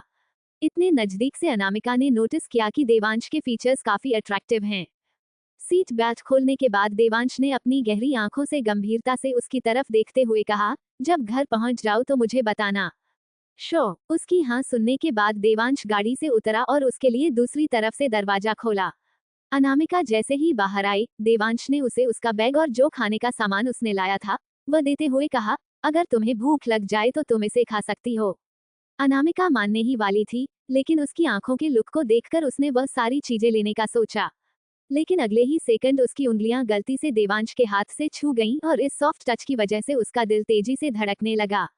उसे कुछ अजीब सा लगा, लेकिन उसने जल्दी से खुद को शांत कर लिया और वहां से मुड़कर जाने लगी। तभी देवांश ने सॉफ्टली उसका नाम लिया, अनामिका। हाँ। अनामिका ने पीछे मुड़कर देखा तो देवांश बोला, वह लड़की जिसने कॉल किया था, वह मेरी गर्लफ्रेंड नहीं है। अनामिका कंफ्यूज हो गई। वो बस मुझे माफी मांग रही थी। मैं उसे ठीक से नहीं जानता। अनामिका ने कंफ्यूजन में कहा, ओके। और फिर मन ही मन बोली, इससे मेरा क्या लेना देना है? संभाल कर जाना। देवांश की आवाज बहुत ही शांत थी। और तुम्हें डर लगे तो तुम मुझे कॉल कर लेना। उसकी कोई जरूरत नहीं है, बोलकर अनामिका वहां से जाने लगी। जब अनामिका उसकी नजरों से ओझल हो गई, तो देवांश फाइनली अपनी गाड़ी में वापस आया और उसके दिमाग में बार बार अनामिका का वह मासूम चेहरा याद आ रहा था, जिस पर हमेशा कोल्ड एक्सप्रेशन होते हैं। अनामिका अभी पार्किंग में पहुंच ही रही थी, तभी उसके फोन पर कॉल आई देवांश की तरफ से। क्या तुम्हें गाड़ी मिल गई? अनामिका को ये थोड़ा फनी लगा और बोली, अभी अभी मिली है, आप अभी तक गए नहीं? मैं इंतजार कर रहा हूँ तुम्हारे साथ जाने का। उसकी कोई जरूरत नहीं है, मैं एग्जिट नंबर 2 से जा रही हूँ। अनामिका ने गाड़ी को अनलॉक किया और बोली, सुना आपने, मैंने अपनी गाड़ी अनलॉक कर ली है। कार ध्यान से चलाना। कॉल कट होने के बाद देवांश ने ऋषि को कॉल किया और बोला, आज रात के सारे शेड्यूल क्लियर कर दो, मुझे ओबरॉय परिवार के घर जाना है। जैसे ही ऋषि ने ये सुना, वह एक्साइटेड हो गया और बोला, सर, क्या आप आज के इंसिडेंट की वजह से मिस नताशा के साथ को सेटल करने जा रहे हैं? उनका कोई बड़ा इंटेंशन नहीं था। मैं कुछ बुरा नहीं करूंगा, देवांश ने स्पष्ट किया। तो क्या आप फाइनली बिग बॉस के अच्छे इंटेंशन समझ गए हैं और आप मिस नताशा के साथ उनसे मिलने के लिए अस्पताल जाना चाहते हैं? बिग बॉस बहुत खुश होंगे। देवांश ने दूर तक देखते हुए धीमी आवाज में कहा, मुझे मिस्टर और मिसेस ओबरॉय से मिलना है। क्या आपने फाइनल डिसाइड कर लिया कि आपको ओबरॉय परिवार की बेटी से शादी करनी है? जैसे ही ऋषि ने अपनी बात खत्म की, वह दूसरी तरफ से अपने बॉस का गुस्सा महसूस कर सकता था। क्या ऐसा नहीं है? मैं एंगेजमेंट तोड़ने जा रहा हूँ, देवांश ने कहा। एंगेजमेंट तोड़ने? ऋषि का चेहरा पीला पड़ गया और वह बोला, सर, आप मजाक नहीं कर रहे हैं? देवांश की आवाज से बिल्कुल नहीं लग रहा था कि वह मजाक कर रहा है। ऋषि ने नर्वस होकर कहा, सर, आपका और मिस नताशा का शादी बड़ों ने तय की है। अगर आज आपने उसे कैंसिल कर दिया, तो यह ओबरॉय परिवार की बेइज्जती होगी और यह ओबरॉय परिवार और सिंघानिया परिवार के सालों पुराने दोस्ती के रिश्ते को खराब कर देगा। यही सबसे बड़ी प्रॉब्लम थी, देवांश ने कहा। देवांश शांत था और चुपचाप गाड़ी की खिड़की से बाहर ट्रैफिक को देख रहा था। सर, मैं जानता हूँ कि आपको मिस नताशा पसंद नहीं है और सच कहूँ तो मुझे भी वह बिल्कुल पसंद नहीं है। वो काफी दो चेहरे वाली लड़की है और उसके कंपैरिजन में तो मुझे मिस अनामिका बहुत ज्यादा अच्छी लगती है। लेकिन ये बात आपकी और मिस नताशा के बीच की नहीं है, ये दो बड़े परिवारों की बात है, ओबरॉय और सिंघानिया परिवार। इस वक्त देवेंद्र जी हॉस्पिटल बेड पर बीमार पड़े थे, इसलिए वह किसी भी कीमत पर देवांश को ये सब करने से रोकना चाहते थे। उन्होंने आखिरी कोशिश करते हुए कहा, सर, क्या आप दोबारा सोच सकते हैं? उनकी सारी बातें सुन लेने के बाद दूसरी तरफ से देवांश ने बिना किसी एक्सप्रेशन के कहा, गिफ्ट रेडी कर लो, हम आज ही जा रहे हैं। सर, ऋषि समझ गया कि उसके बॉस ने मन बना लिया है, कोई उन्हें नहीं रोक सकता। मगर फिर भी उसने हिम्मत जुटाकर कहा, सर, भले ही आपको ओबरॉय परिवार से कोई नफरत हो, कम से कम आप ओबरॉय परिवार की छोटी बेटी प्रियांश ओबरॉय के साथ अपनी दोस्ती के बारे में या फिर मिस नताशा या कम से कम अपने दादाजी के बारे में सोच लीजिए। न सिर्फ वह अपने परपोते का मुंह नहीं देख पाएंगे, बल्कि ओबरॉय परिवार और सिंघानिया परिवार के बीच के रिश्ते भी खराब हो जाएंगे और उन्हें बातों से पलटने वाला कहा जाएगा। वह इतना सब कुछ कैसे बर्दाश्त करेंगे? लेकिन देवांश ने फिर भी अपना फैसला नहीं बदला। ऋषि समझ गया कि अगर उसने कुछ बोला तो उसी की खैर नहीं होगी। वह काफी हेल्पलेस महसूस कर रहा था। उसके बॉस की शादी कोई और डिसाइड नहीं कर सकता था, और अगर दादाजी ने भी और कोशिश की तो पक्का उल्टा ही होगा। इसमें सबसे बड़ी गलती नताशा की थी। आज की उसकी बिहेवियर की वजह से उसके बॉस इतने गुस्सा हो गए थे कि वह होने वाली सगाई को तोड़ना चाहते थे। अभी दादाजी को मत बताना, जब वह ठीक हो जाएंगे उन्हें खुद बताऊंगा, देवांश ने कहा। क्या उसके बॉस का मतलब ये था कि सब कुछ हो जाने के बाद देवेंद्र जी तक ये खबर पहुंचे? लेकिन इतनी बड़ी दो परिवारों के बीच रिश्ते टूटने वाली बात आपकी तरफ है, और जब देवेंद्र जी को पता चलेगा तो वह बहुत गुस्सा होंगे। इस वक्त बस एक ही उम्मीद की जा सकती है कि यह खबर जल्दी ना फैले, वरना देवेंद्र जी की हालत ऐसी नहीं है कि वह और शौक बर्दाश्त कर पाए। वहीं ओबरॉय मेंशन में श्रवण जी और सीता जी शांति से अनामिका के आने का इंतजार कर रहे थे, और उसके आते ही उन्होंने उसे डाइनिंग टेबल पर बिठाकर खाना खिलाना शुरू कर दिया। देवेंद्र जी के इंसिडेंट की वजह से रो रोकर नताशा की आंखें लाल हो गई थीं, इसलिए वह नीचे नहीं आई और उसने झूठ बोल दिया कि उसने खाना खा लिया है। वह अपने रूम में छुपी हुई थी, उसे डर था कि अगर उसके पेरेंट्स को इस बारे में पता चलेगा तो वह लोग नाराज होंगे। डिनर के बाद अनामिका ने थोड़ी देर अपने पेरेंट्स से बात की और फिर अपने रूम में ऊपर चली गई बात लेने के लिए। श्रवण जी और सीता जी सोफे पर बैठकर बात कर रहे थे, तभी एक सर्वेंट जल्दी से आकर कहा, सर, मैडम, देवांश सर आए हुए हैं। वह सर्वेंट थोड़ा पैनिक कर रहा था, क्योंकि देवांश सिंघानिया बहुत ही बड़ा नाम था। उसे लोग कोल्ड हार्टेड और रुथलेस कहते थे। न सिर्फ वह नौकर, बल्कि बाकी सारे सर्वेंट भी डरे हुए थे। श्रवण जी और सीता जी ने एक दूसरे की तरफ देखा। देवांश, वह क्यों आया है? क्या ऐसा हो सकता है कि उसे पता चल गया हो कि अनु वापस आ गई है? शायद यही कारण होगा। जल्दी से अंदर लेकर आओ। श्रवण जी भी थोड़े कंफ्यूज थे। अब वे लोग क्या करेंगे? जल्दी ही देवांश लिविंग रूम के अंदर आया, अपने डैशिंग फीचर्स और हाईएस्ट टेस्ट के साथ। उसका प्रेजेंस एक राजा की तरह था, और वहां आते ही एक पावरफुल ऑरा चारों तरफ फैल गया। एपिसोड 16 मेरी फियोंसे। अब आगे उसके पीछे पीछे कई सारे आदमी ढेर सारी गिफ्ट्स लेकर आए और उन्हें वहीं रखकर दरवाजे के बाहर आराम से खड़े होकर इंतजार करने लगे। इस वक्त सिर्फ ऋषि देवांश के साथ काफी रेस्पेक्टफुल होकर खड़ा था। हेलो, बहुत वक्त हो गया आपसे मिले हुए। देवांश की कोल्ड पर्सनालिटी थी और वह ज्यादा नहीं बोलता था। उसकी ग्रीटिंग भी ऐसी थी जैसे वह फॉर्मल मीटिंग में हो। देवांश, तुम ऐसे अचानक यहाँ? सीता जी ने सबसे पहले रिएक्ट किया और एक वार्म स्माइल के साथ उन्होंने कहा, अच्छी बात है तुम आए, और इन गिफ्ट्स की कोई जरूरत नहीं थी, मगर फिर भी थैंक यू। देवांश, प्लीज बैठो, प्लीज कोई एक कॉफी लेकर आओ, श्रवण जी फ्रेंडली टोन में कहा। तुम्हारे दोस्त के देश से बाहर जाने के बाद तुम तो हमारे घर आते ही नहीं हो। आज रात अच्छे से बात करते हैं। तुमने खाना खा लिया देवांश? मैंने खा लिया, देवांश ने हमेशा की तरह पोलाइट और कोल्ड आवाज में जवाब दिया। काफी वक्त हो गया है, तुम अब और भी मैच्योर हो गए हो, सीता जी ने उसकी तरफ देखते हुए कहा। उन्हें देवांश हमेशा से ही काफी पसंद था, टॉल, हैंडसम, कंपोज और बिल्कुल फ्लॉलेस पर्सनालिटी वाला।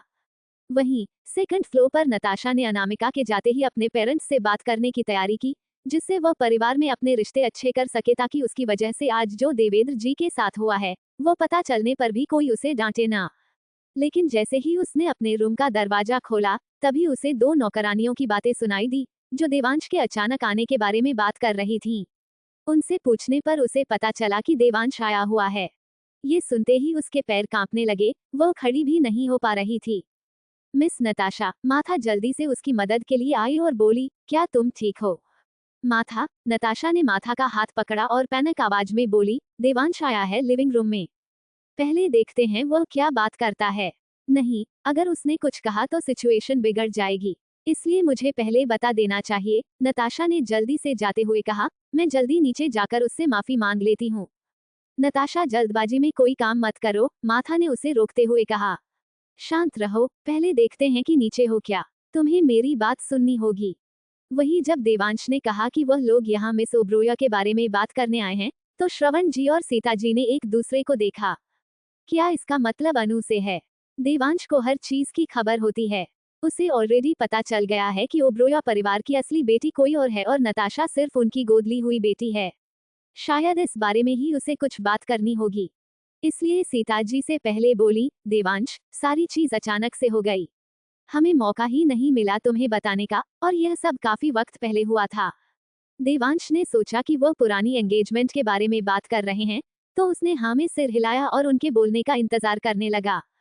सीता जी ने डिटेल में उसे अस्पताल वाली आग और बच्चों के बदलने के बारे में बताया और फिर बोली, हमें हाल फिलहाल में ही अनामिका मिली है और अभी तक हमने उसकी आइडेंटिटी पब्लिक में अनाउंस भी नहीं की है। अनामिका के दादा दादी अभी भी इस बारे में नहीं जानते हैं। हम सिघानिया परिवार को या फिर तुम्हें अंधेरे में नहीं रखना चाहते थे। देवांश शॉक हो गया, ऋषि भी शॉक हो गया। सीता जी जानती थी कि इस पॉइंट पर आकर छुपाने का कोई फायदा नहीं है, इसलिए उन्होंने कहा, रानी, जाओ जाकर अनामिका को नीचे ले आओ। ऋषि ने सीता जी की तरफ देखा और फिर देवांश की तरफ। हो क्या रहा है? क्या बॉस की मंगेतर मिस नताशा नहीं है, बल्कि मिस अनामिका है? तो क्या ये शादी के बचने की कोई उम्मीद नहीं है? उसके बॉस ने तो इतनी एजुकेटेड और प्रिंसेस की तरह पली बड़ी मिस नताशा को एक्सेप्ट नहीं किया, तो वो किसी और गांव में पली बड़ी लड़की जिसे वह जानते भी नहीं, उसे क्यों एक्सेप्ट करेंगे? लेकिन वही देवांश की आंखें डीप थी और वो किसी और बारे में सोच रहा था। वहीं ऊपर अपने रूम में अनामिका अभी अभी शावर लेकर बाहर आई थी और अपने बाल सुखा रही थी। जैसे ही उसने रानी के मुंह से सुना कि उसकी माँ उसे बुला रही है, तो बिना सोचे समझे वह नीचे आने के लिए निकल गई। अपने नाइट गाउन में और गीले बालों के साथ नीचे आई, जिससे सबका अटेंशन उसकी तरफ चला गया। ऋषि ने जैसे ही सामने खड़ी लड़की को देखा, उसका मुंह हैरानी से खुल गया। उसने नाम सुनकर यह सोचा था कि एक नाम के कई लोग इस दुनिया में होते हैं। ऐसा इत्तेफाक नहीं हो सकता कि उसके बॉस की जान बचाने वाली लड़की ही ओबरॉय परिवार की अभी अभी मिली हुई बेटी हो। देवांश ने भी अपनी नजर उठाकर सामने देखा और उसकी आंखों में थोड़ी सी क्यूरियोसिटी थी। तो यह है वह ओबरॉय परिवार की नई असली बेटी। अनामिका भी जैसे ही नीचे आए तभी उसकी नजर सोफे पर बैठे हुए देवांश पर पड़ी। उसका हैंडसम चेहरा चमक रहा था और उसके होठों पर छोटी सी मुस्कुराहट थी। यह आदमी उसके घर में क्या कर रहा है? अनामिका की आंखों में कंफ्यूजन था। फिर भी उसने पूछा, मॉम, क्या आपने मुझे बुलाया? अनु, यहाँ बैठो। सीता जी ने उसे बैठने का इशारा किया और बोली, मैं तुम्हें मिला देती हूँ। ये देवांश है। कई साल पहले हमारे परिवार, ओब्रोया परिवार और सिंघानिया परिवार के बीच एक रिश्ता तय हुआ था। इसलिए टेक्निकल बात की जाए तो देवांश तुम्हारा होने वाला मंगेतर है। अनामिका कंफ्यूज हो गई और शॉक भी। क्या मंगेतर? कौन सा जमाना है ये? क्या अभी अभी ऐसे शादी होती है? और यह है हमारी बेटी जो हमें अभी अभी मिली है, अनामिका ओबरॉय। सीता जी ने अनामिका को और देवांश से इंट्रोड्यूस कराया। देवांश की नजर थोड़ी सी सॉफ्ट हो गई। तो यह है वह। उसमें उम्मीद नहीं थी कि वह ओबरोया परिवार की बेटी होगी। ऋषि को भी एहसास हो गया कि वही ओबरॉय परिवार की असली बेटी है। तब भी उसमें इतनी हिम्मत है कि उन्होंने इतने अमीर इंसान की सर्जरी की और तान्या की बच्ची को उसके घुटनों पर भी बैठाया। अब पता चला उसके पास इतना पावरफुल बैकग्राउंड है।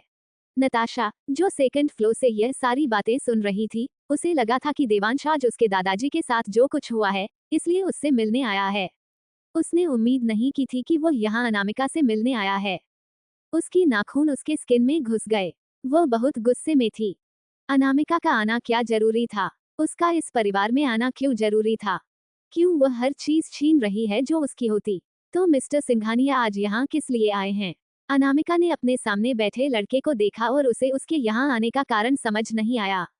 देवांश ने मुस्कुराकर अनामिका की चमकती हुई आंखों को देखा और कहा, मैंने सुना कि मेरे फियोंसी अभी अभी अपने परिवार में वापस लौटी है। तो मैं बस थोड़े से गिफ्ट्स लेकर तुमसे मिलने आया था। ये सुनते ही ऋषि की आंखें हैरानी से बड़ी हो गईं और उसने देवांश की तरफ देखा। मन ही मन बोला, सर, क्या आप यहाँ एंगेजमेंट तोड़ने नहीं आए थे? ये कारण कैसे बदल गया? क्या ऐसा इसलिए है क्योंकि अब आपकी शादी मिस अनामिका से होने वाली है, इसलिए आपने अपना मन बदल लिया? आप अपना दिमाग बहुत तेजी से बदलते हैं। भले ही बाहरी दुनिया में यह अफवाह थी कि देवांश कोल्ड हार्टेड, क्रूल और ब्रूटल है, मगर इतने सालों से देवांश को देखने के बाद सीता जी उसके कैरेक्टर को बहुत अच्छे से जानती थीं। उन्हें देवांश काफी डाउन टू अर्थ, केपेबल और रिस्पॉन्सिबल लगता था। उसके लुक्स और एबिलिटी की वजह से वो किसी से भी बहुत ज्यादा ऊपर था। अगर अनु की शादी उससे होगी तो उसकी पूरी जिंदगी बहुत खुशी और चिंता के बाद बिना बीतेगी, उन्होंने सोचा। और अनामिका ने कभी सपने में भी इमेजिन नहीं किया था कि सामने बैठा हुआ इंसान उसका मंगेतर हो सकता है। मेरे दादाजी तुमसे मिलना चाहते हैं। देवांश ने मुस्कुराकर उसकी तरफ देखा और उसकी मैग्नेटिक आवाज काफी जेंटल थी। कब फ्री होगी तुम? हम उनसे जाकर मिल सकते हैं। अगर तुम मेरे मंगेतर के तौर पर नहीं मिलना चाहती, तो तुम सिर्फ अपने परिवार के बहाफ पर उनसे मिल सकती हो, देवांश ने आगे कहा। ये बहुत अच्छा आइडिया है। श्रवण जी ने उम्मीद नहीं की थी कि देवांश इतना स्मार्ट होगा। हाँ, तुम ओबरॉय परिवार के बहाफ पर जा सकती हो, सीता जी भी बोली। तो अनामिका ने सोचा, कोई मुझसे भी पूछ लो कि मुझे क्या करना है। अनु, तुम्हें कल अंकल से जाकर मिलना चाहिए। तुम घर आए हुए 2 दिन हो गए हैं। अब वक्त हो गया है। आफ्टर ऑल, ओबरॉय परिवार से ही सिंघानिया परिवार के लिए रिश्ता किया था और देवांश को कोई मना कर ही नहीं सकता था। और देवेंद्र जी हॉस्पिटल में थे और सबका कहना था कि उनकी कंडीशन अच्छी नहीं है। उनकी नाम के ही रिश्ते के कारण अनामिका को उनसे मिलने के लिए जरूर जाना चाहिए। ये ठीक रहेगा, तुम जो उनसे मिल लो, श्रवण जी ने बड़ी सी मुस्कुराहट के साथ कहा। और गिफ्ट भी ले जाना कुछ। गिफ्ट की कोई जरूरत नहीं है, तुम्हारा आना ही काफी है, देवांश की आवाज काफी क्लियर थी। नहीं, नहीं, यह इन दोनों की पहली बार मुलाकात होगी। हमें कर्टेसी के तौर पर तो कुछ ले लेना होगा, शिवम जी इंसिस्ट करते हुए बोले। तो फिर मुझ पर छोड़ दीजिए, देवांश ने जेंटली अनामिका की तरफ देखा और बोला, हम बाद में टाइम डिस्कस कर लेंगे। अनामिका ने अपने पेरेंट्स को देखा, जो काफी उम्मीद भरी नजरों से उसकी तरफ देख रहे थे। इसलिए उसने हार मानते हुए कहा, ऑल राइट। वो बस देवेंद्र जी की हालत चेक करने जा रही थी। आफ्टर ऑल, उसने उनके इलाज के बदले ब्लैक चेक लिया था। देवांश ने थोड़ी देर और बात की और उसके बाद बोला, मैं अब आप लोगों को और परेशान नहीं करूंगा। तुम इतनी जल्दी जा रहे हो, देवांश? इतनी सारी गिफ्ट्स लेकर आए। ये सब जरूरी है, लेकिन सीता जी अपनी बात खत्म कर पाती, उससे पहले ही देवांश बोला, ये सिर्फ छोटा सा गिफ्ट था। आप इस पर ज्यादा ध्यान मत दीजिए। अनु, देवांश को बाहर तक छोड़कर आओ, अनामिका स्पीचलेस हो गई। उसे क्यों छोड़ने जाना है? उसकी कोई जरूरत नहीं है। मैं जा रहा हूँ मिस ओब्रोय, आप यही रहिए। देवांश की होठों पर वो मुस्कुराहट देखकर अनामिका ने अपनी एक आईब्राउ उठाकर उसे देखा। क्या वह चिढ़ा हुआ है क्योंकि उसने अपना सिर्फ पहला नाम बताया, ना कि अपने परिवार की आइडेंटिटी? एक्चुअली में तो वह 2 दिन पहले ही इस परिवार में आई है और अभी भी उसे इन सब की आदत नहीं पड़ी है। जाकर आराम करो मेरी फियोंसी, देवांश मुस्कुराकर बोला। फियोंसी? वो अभी तक मानी नहीं है। अनामिका ने मन ही मन सोचा और वही श्रवण जी और सीता जी उसके मुंह से यह बात सुनकर खुश हो गए। लगता है देवांश अनामिका को पसंद करने लगा है। ये तो उनकी उम्मीद से भी बाहर था। उसी समय सेकंड फ्लोर पर खड़ी नताशा अपने आप को नहीं रोक पाई और पीछे की सीढ़ियों से तेजी से दौड़ते हुए चिल्लाई, देवांश। उसे इस तरह दौड़ते हुए देखकर ऋषि ने जल्दी से ब्लॉक किया और पूछा, क्या हुआ मिस नताशा? देवांश को आगे जाता हुआ देखकर नताशा ने चिल्लाकर कहा, देवांश, दादाजी की कंडीशन खराब हुई। इसमें सचमुच मेरी गलती थी। मुझे बहुत गिल्ट फील हो रहा है। थैंक यू, अभी अभी मेरे पेरेंट्स के सामने मुझे एम्बैरस न करने के लिए। ऋषि हैरान हो गया। उसके बॉस इस लड़की को सीरियसली भी नहीं लेते हैं और उसके बारे में सोचना तो दूर की बात है। मैंने सुना कि तुम्हारे दादाजी की कंडीशन अच्छी नहीं है। मैं उनसे मिलना चाहती हूँ। क्या तुम कल मेरी बहन को पिक करने आओगे तो मुझे भी अपने साथ ले चलोगे? उसकी कोई जरूरत नहीं है। देवांश की आंखों में काफी कोल्डनेस दिखाई दी। दादाजी मेरी मंगेतर से मिलना चाहते हैं। उसकी बातों का साफ मतलब था कि वह तुमसे नहीं मिलना चाहते। एपिसोड 17 नताशा की कोशिश। नताशा ने उम्मीद नहीं की थी कि वो उसे इतनी बुरी तरह रिजेक्ट कर देगा। उसके दिल में दर्द हुआ, लेकिन उसने आखिरी उम्मीद के साथ कहा, मैं तुम्हारी फियोंसे के तौर पर नहीं चलना चाहती, मैं ओबरॉय परिवार की तरफ से चल सकती हूँ। देवांश, क्या तुम मुझे दादाजी से माफी मांगने का मौका दोगे? ये कहते हुए नताशा ने उम्मीद भरी नजरों से देवांश की तरफ देखा, लेकिन तभी देवांश की आंखें ठंडी हो गईं और उसने सख्त आवाज में कहा, सिर्फ मेरी फियोंसे ही ओबरॉय परिवार की तरफ से चल सकती है। नताशा को यकीन नहीं हो रहा था कि ऋषि, जो देवांश के लिए काम करता है, उसमें भी इतनी हिम्मत है कि उसे रोक सके। पास्ट में अनामिका के आने से पहले वह हमेशा उसे रिस्पेक्ट देता था। हम यहाँ कोई सीन क्रिएट नहीं करना चाहते, ऋषि ने कहा और देवांश के पीछे पीछे चलने लगा। देवांश को दूर जाते देख नताशा फिर चिल्लाई, तुम चाहे भरोसा करो या नहीं, मैं दादाजी को हट नहीं करना चाहती थी, बिल्कुल भी नहीं। ऋषि ने मन ही मन सोचा, क्या मिस नताशा को लगता है कि उनके बॉस की कोल्डनेस सिर्फ दादाजी को चोट पहुंचाने के कारण है? सबको दिख रहा है कि उन्हें इसकी कोई परवाह नहीं है, लेकिन जहां बात अनामिका की होती है वहां वो अलग हो जाते हैं। वहीं लिविंग रूम में सीता जी ने ढेर सारे गिफ्ट्स देखे और बोली, अनामिका, ये सारे गिफ्ट्स देवांश की तरफ से हैं। आप लोग देख लीजिए। अनामिका ऊपर चली गई। उसने अपने परिवार से मिलने के वक्त यह सब नहीं सोचा था। वक्त के साथ चीजें कॉम्प्लिकेटेड होती जा रही थीं। बाहर गार्डन में नताशा ने देवांश को दूर जाते देखा और धीरे धीरे रोने लगी। माथा ने तुरंत आकर उसे शांत कराते हुए कहा, मिस नताशा, वह ऑलरेडी जा चुके हैं। माथा, मैं क्या करूं? नताशा ने रोते हुए कहा, देवांश अनामिका के साथ अलग बर्ताव करता है। अभी तो खेल शुरू हुआ है, किसी को नहीं पता कि कौन जीतेगा। माथा ने उसकी पीठ थपथपाई और शांत करने की कोशिश करते हुए कहा, अनामिका हो सकता है कि खूबसूरत हो, मगर वो गरीब माहौल में पली बड़ी है। वह ज्यादा वक्त तक देवांश के इंटरेस्ट को बनाए नहीं रख पाएगी। नताशा, जो रो रही थी, अचानक सोचने लगी कि शायद माथा की बातों में सच्चाई है। मुझे लगता है कुछ दिनों में देवांश को एहसास हो जाएगा कि तुम ही बेस्ट हो उसकी फियोंसे बनने के लिए। आफ्टर ऑल, नताशा बचपन से अलग अलग स्किल्स सीखती आई है। वह एक टिपिकल अमीर परिवार की लड़की है, जबकि अनामिका सिर्फ एक गांव की लड़की है। सिंघानिया परिवार टॉप पर है और वे लोग सिर्फ कल्चर्ड और अच्छे मैनर्स वाले लोगों को ही अपने आसपास आने देंगे। वे लोग सिर्फ बाहरी खूबसूरती के आधार पर किसी को नहीं चुनेंगे। माथा के शांत करने पर नताशा थोड़ा बेहतर महसूस कर रही थी। वहीं अनामिका जैसे ही अपने कमरे में पहुंची, उसका फोन बजने लगा। यह एक जाना पहचाना नंबर था। उस व्यक्ति ने पहले भी उसे एक बार कॉल किया था। उसने कॉल उठाया। दूसरी तरफ से एक डीप आवाज सुनाई दी, अनामिका। देवांश की आवाज डीप और मैग्नेटिक थी। मैं घर आ गया हूँ। ये सुनकर अनामिका के मुंह से ऑटोमेटिकली निकला, तो मैं क्या करूं? इस सवाल ने देवांश को हैरान कर दिया। क्या उसे नहीं समझ में आ रहा कि वह अपनी लोकेशन के बारे में बता रहा है? देवांश ने धीरे से हंसते हुए कहा, तुमने अभी तक मेरी फ्रेंड रिक्वेस्ट एक्सेप्ट नहीं की। ये सुनकर अनामिका को याद आया कि वह इस बारे में भूल गई थी। उसने कहा, मैं बाद में एक्सेप्ट कर लूंगी। देवांश की आवाज इतनी सॉफ्ट थी, जैसे कोई प्यारी सी धुन। उसने पूछा, कल कब मैं तुम्हें पिक करने आऊं? दोपहर के 2 बजे, अनामिका ने कहा, क्योंकि उसे अभी भी कई चीजें हैंडल करनी थी। लोकेशन, ठीक है, मेरे घर के बाहर, अनामिका ने कहा।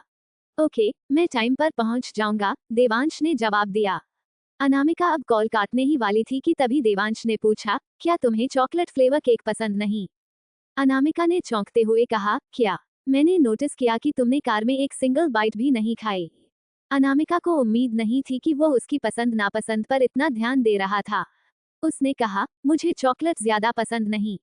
देवांश बोला, ठीक है, फिर मैं फ्यूचर में अलग अलग फ्लेवर्स लेकर आऊंगा। अनामिका स्पीचलेस हो गई। तुमने मेरे दादाजी की जान बचाई है, उसके बदले मैं तुम्हें कुछ स्नैक्स तो दे ही सकता हूँ। अनामिका कुछ नहीं बोली। अब मैं तुम्हें और डिस्टर्ब नहीं करूंगा, देवांश ने काइंडली कहा। कल मिलते हैं, मेरी होने वाली दुल्हन। अनामिका चुप रही। गुड नाइट, देवांश ने सोचा कि अनामिका भी उसे गुड नाइट कहेगी, लेकिन अनामिका ने सिर्फ हाँ कहा और कॉल काट दी। कितनी यूनिक लड़की है, देवांश ने सोचा। अनामिका बात खत्म करके सोने ही वाली थी, तभी उसका फोन फिर वाइब्रेट हुआ। आई डोंट केयर, मुझे इसी वक्त डिजाइन क्राफ्ट चाहिए। मुझे फैक्ट्री जाना है ओवरटाइम कम करने के लिए। बहुत बड़ा ऑर्डर है, मुझे वो किसी भी कीमत पर पूरा करना है। अनामिका ने मैसेज देखकर एक आईब्रो उठाए और जवाब दिया, इस बार कौन सा बिग शॉट है? क्या इस बार भी उसके डैडी हैं? इस बार उससे भी बड़ी डील है, तुम्हारे डैड से भी बड़ा इंसान है, तुम कह सकती हो। बातें बंद करो। अनामिका को उसकी बातें सुनने का कोई मूड नहीं था। उसे एहसास हुआ कि उसके ब्रांड का स्टॉक खत्म हो गया है और उसे आज के ऑक्शन की याद आई। नंबर 1 की वजह से उसके 6 हाथ सीजी हर्ब्स काफी महंगे पड़े थे, इसलिए उसे थोड़े पैसे कमाने होंगे। अनामिका ने मैसेज किया, I start the design right now. Brilliant boss, finally आप काम पर लग गए हैं, मैं फैक्ट्री को तैयार रहने के लिए कहता हूँ। दूसरी तरफ से जवाब आया। अनामिका की कुछ फैक्ट्रियां थीं जो उसके डिजाइन किए हुए कपड़े और एक्सेसरीज को प्रोड्यूस करती थीं। वह काम करने लगी और उसे एहसास भी नहीं हुआ कि काम में बिजी रहने के कारण कब सुबह हो गई। अपनी कलाई मसलते हुए उसने फाइनली कई डिजाइन शेयर कर दिए। घड़ी बता रही थी कि सुबह के 7 बज चुके हैं। डिजाइन भेजने के बाद दूसरी तरफ से मैसेज आया, बॉस, अगर आप इसी तरह हर रोज हार्ड वर्क करती रहीं, तो आप दुनिया की सबसे अमीर इंसान बन जाएंगी, देवंश सिंघानिया से भी ज्यादा। ये मैसेज देखकर अनामिका ने एक आईब्रो उठाई, देवंश दुनिया का सबसे अमीर इंसान? आपको नहीं पता होगा ना कि देवंश सिंघानिया दुनिया में सबसे अमीर इंसान है। वो लगातार 3 सालों से नंबर 1 की पोजीशन बनाए हुए है। कहते हैं कि वह हैंडसम है मगर गुस्से वाला और कभी कभी डरावना हो जाता है। अनामिका ने उसकी बातों को इग्नोर करने का डिसाइड किया और उसके नॉनसेंस पर ध्यान नहीं दिया। वो फ्रेश होकर नीचे ब्रेकफास्ट करने गई और खाने के बाद आराम करने की प्लानिंग कर रही थी। बॉस, क्या आप मेरी बात सुन रही हैं? जैक ने फिर मैसेज किया। तभी जैक के फोन पर नोटिफिकेशन आया, आपको दूसरी तरफ से ब्लॉक कर दिया गया है। फिर से ब्लॉक कर दिया, जैक ने चिढ़ते हुए सोचा। आज नताशा जल्दी उठ गई थी और ब्रेकफास्ट करते वक्त मार्था और रीना के साथ बातें कर रही थी। जब अनामिका वहां पहुंची, तो उन्होंने एक दूसरे को देखा और चुप हो गईं। मिस अनामिका, आपका खाना जल्दी तैयार हो जाएगा। शेफ ने अनामिका का आना नोटिस कर लिया और खाना प्रिपेयर करना शुरू कर दिया। इतने वक्त में मार्था और रीना ऐसे नाटक कर रही थी जैसे अनामिका वहां है ही नहीं, और दोनों ने उसे ग्रीट भी नहीं किया। अनु, तुम इतनी जल्दी क्यों उठ गईं? नताशा सबसे पहले बोली और उसने एक प्यारी सी मुस्कान के साथ कहा, तुम्हें तो देर तक सोने की आदत होगी ना, तुम्हें यहाँ आने की वजह से अपनी आदतें बदलने की कोई जरूरत नहीं है। अनामिका ने उसे इग्नोर किया और अपने सामने रखे हुए ब्रेकफास्ट को देखा, जो काफी अच्छा लग रहा था। मिस अनामिका, मैं हिमेश हूँ। मैंने ब्रेकफास्ट बनाया है, इसमें Mexican pancake, avocado toast, cheese sandwich और हैंडमेड कॉफी मिल्क है। मुझे नहीं पता था कि आपको क्या पसंद है, इसलिए मैंने लगभग सब कुछ बना दिया है। आप खा लीजिए, और अगर आपको कोई भी चीज पसंद नहीं आई तो मुझे बता दीजिएगा, मैं आपके लिए कुछ और बना दूंगा। थैंक यू, अनामिका ने कहा। उसे खाने में कोई नखरे करना पसंद नहीं था। उसे जल्दी से खाना खत्म करके सोने जाना था। उसी वक्त नताशा ने एक नजर मार्था की तरफ देखी और फिर बोली, अनु, मैंने सुना है कि तुम देवंश के साथ जाने वाली हो। क्या मैं भी तुम्हारे साथ चल सकती हूँ? अनामिका ने उसकी बात सुनने के बावजूद अपना खाना जारी रखा और कुछ नहीं बोली। मैं अभी छुट्टी पर हूँ, इसलिए मेरे पास टाइम है, वरना यूजुअली मैं बहुत बिजी रहती हूँ। तुम्हारे साथ टाइम स्पेंड नहीं कर पाती। अनामिका का कोई जवाब न देखकर नताशा ने आगे कहा, अनामिका, तुम्हें इस तरह के माहौल या फिर हाई सोसाइटी में रहने की आदत नहीं होगी। तुम शायद नर्वस हो जाओगी। मैं देवंश की पर्सनैलिटी और टेम्पर को बहुत अच्छे से जानती हूँ। अगर तुम गलती से कुछ गलत कह दो या कर दो, तो मेरे आसपास होने से टेंशन जल्दी खत्म हो जाएगी। भले ही देवंश मुझसे ज्यादा बात नहीं करता, मगर देवेंद्र दादाजी मुझे देखकर हमेशा खुश होते हैं। मेरे पास होने से वह तुम्हारे साथ भी फ्रेंडली बिहेव करेंगे। ऑफ कोर्स, हमारी प्यारी नताशा ओल्ड मिस्टर सिंघानिया की फेवरेट है। रीना ने अनामिका को खतरनाक नजरों से देखते हुए कहा। अगर मिस नताशा आसपास होगी, तो तुमने गड़बड़ भी कर दी, तो फिर भी वह तुम्हें उसकी वजह से माफ कर देंगे। मार्था ने सोचा कि उसका प्लान काम कर रहा है। उसने धीरे से नताशा से कहा, मैं जाकर तुम्हारे कपड़े तैयार कर देती हूँ। मैं देवंश की गाड़ी में जाने वाली हूँ। अगर तुम्हें जाना है तो उससे पूछ लो। अनामिका अचानक बोली, मैं इसमें कोई फैसला नहीं ले सकती। अनु, तुम नहीं चाहती कि मैं जाऊं? हाँ, बिल्कुल। अनामिका के डायरेक्ट रिजेक्शन से नताशा हैरान और ऑकवर्ड हो गई। अनामिका को नाश्ता करके वहां से जाते हुए देखकर रीना बोली, वह सिर्फ देवंश से एक बार मिली है और ऑलरेडी उनके नाम का इस्तेमाल कर रही है आपको डराने के लिए। उसे सिर्फ अपनी ही पड़ी है। क्या उसे सच में लगता है कि उसकी शादी सिंघानिया परिवार में हो जाएगी? नताशा ने गुस्से में अपने दांत पीस लिए। देवंश ने कल रात उसे साफ बता दिया था कि वो उसे नहीं ले जाना चाहता, और अब अनामिका भी नहीं मान रही है। 10 गांव की गंवार सिर्फ इसलिए डर रही है कि मेरे वहां होने से उसे कोई भाव नहीं देगा और स्पॉटलाइट मेरे ऊपर होगी, नताशा ने मन ही मन सोचा। नताशा, चिंता मत कीजिए, इसे जाने दीजिए। अब वो अकेली जाएगी और गड़बड़ करेगी, जिससे ओल्ड मिस्टर सिंघानिया गुस्सा हो जाएंगे। उसके बाद आप उनसे जाकर मिल लीजिएगा। जब वो आप दोनों की तुलना करेंगे, तो उन्हें एहसास होगा कि कौन उनके परिवार की बहू बनने के लायक है। उसकी बात सुनकर नताशा को भी यह सही लगा। बिना तुलना के कोई कैसे जान पाएगा कि अनामिका कितनी बुरी है और वह कितनी महान। मार्था बिल्कुल सही कह रही है। उस गांव की लड़की को रियलिटी का सामना करने देना चाहिए। नताशा को हमेशा यही लगता था कि देवेंद्र जी एक लीडर पर्सनैलिटी वाले इंसान हैं और कभी भी छोटी सोच वाले लोगों की रिस्पेक्ट नहीं करेंगे। एपिसोड 18 अनामिका मिली देवेंद्र जी से।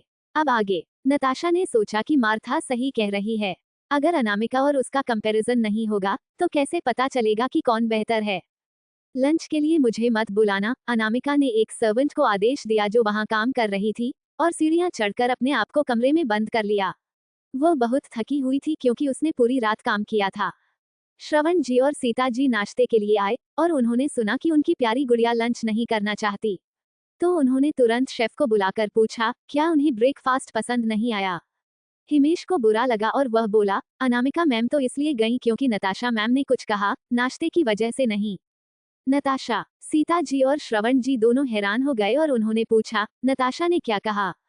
ज्यादा कुछ नहीं कहा, वो बस चाहती थी कि वो भी अनामिका मैम के साथ देवेंद्र जी से मिलने चलें, मगर मैम नहीं मानी। श्रवण जी और सीता जी ने तुरंत एक दूसरे को देखा और बोले, जाओ, नताशा को बुलाकर लाओ।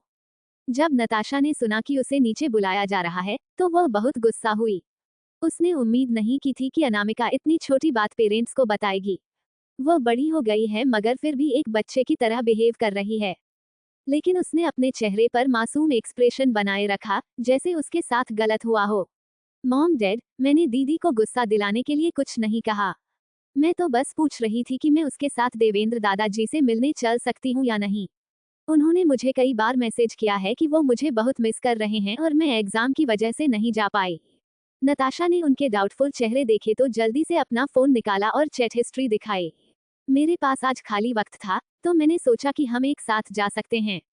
सीता जी ने उम्मीद नहीं की थी कि सच्चाई ये होगी। शायद उन्होंने कुछ गलत समझ लिया।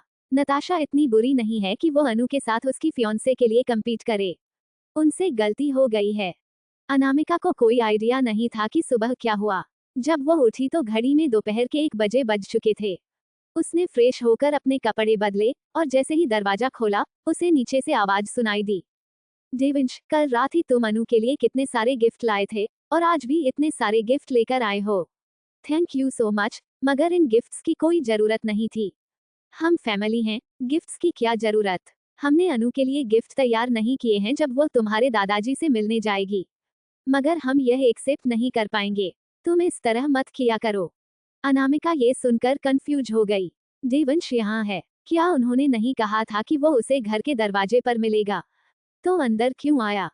नो वरीज, अनु मेरी फियांसे है, मैं उसके लिए इतना तो कर ही सकता हूँ। देवांश ने अपनी बात पूरी की ही थी कि उसे सीढ़ियों के ऊपर अनामिका दिखाई दी। उसके लंबे बाल, चमकती आंखें, वो सिंपल कपड़ों में थी।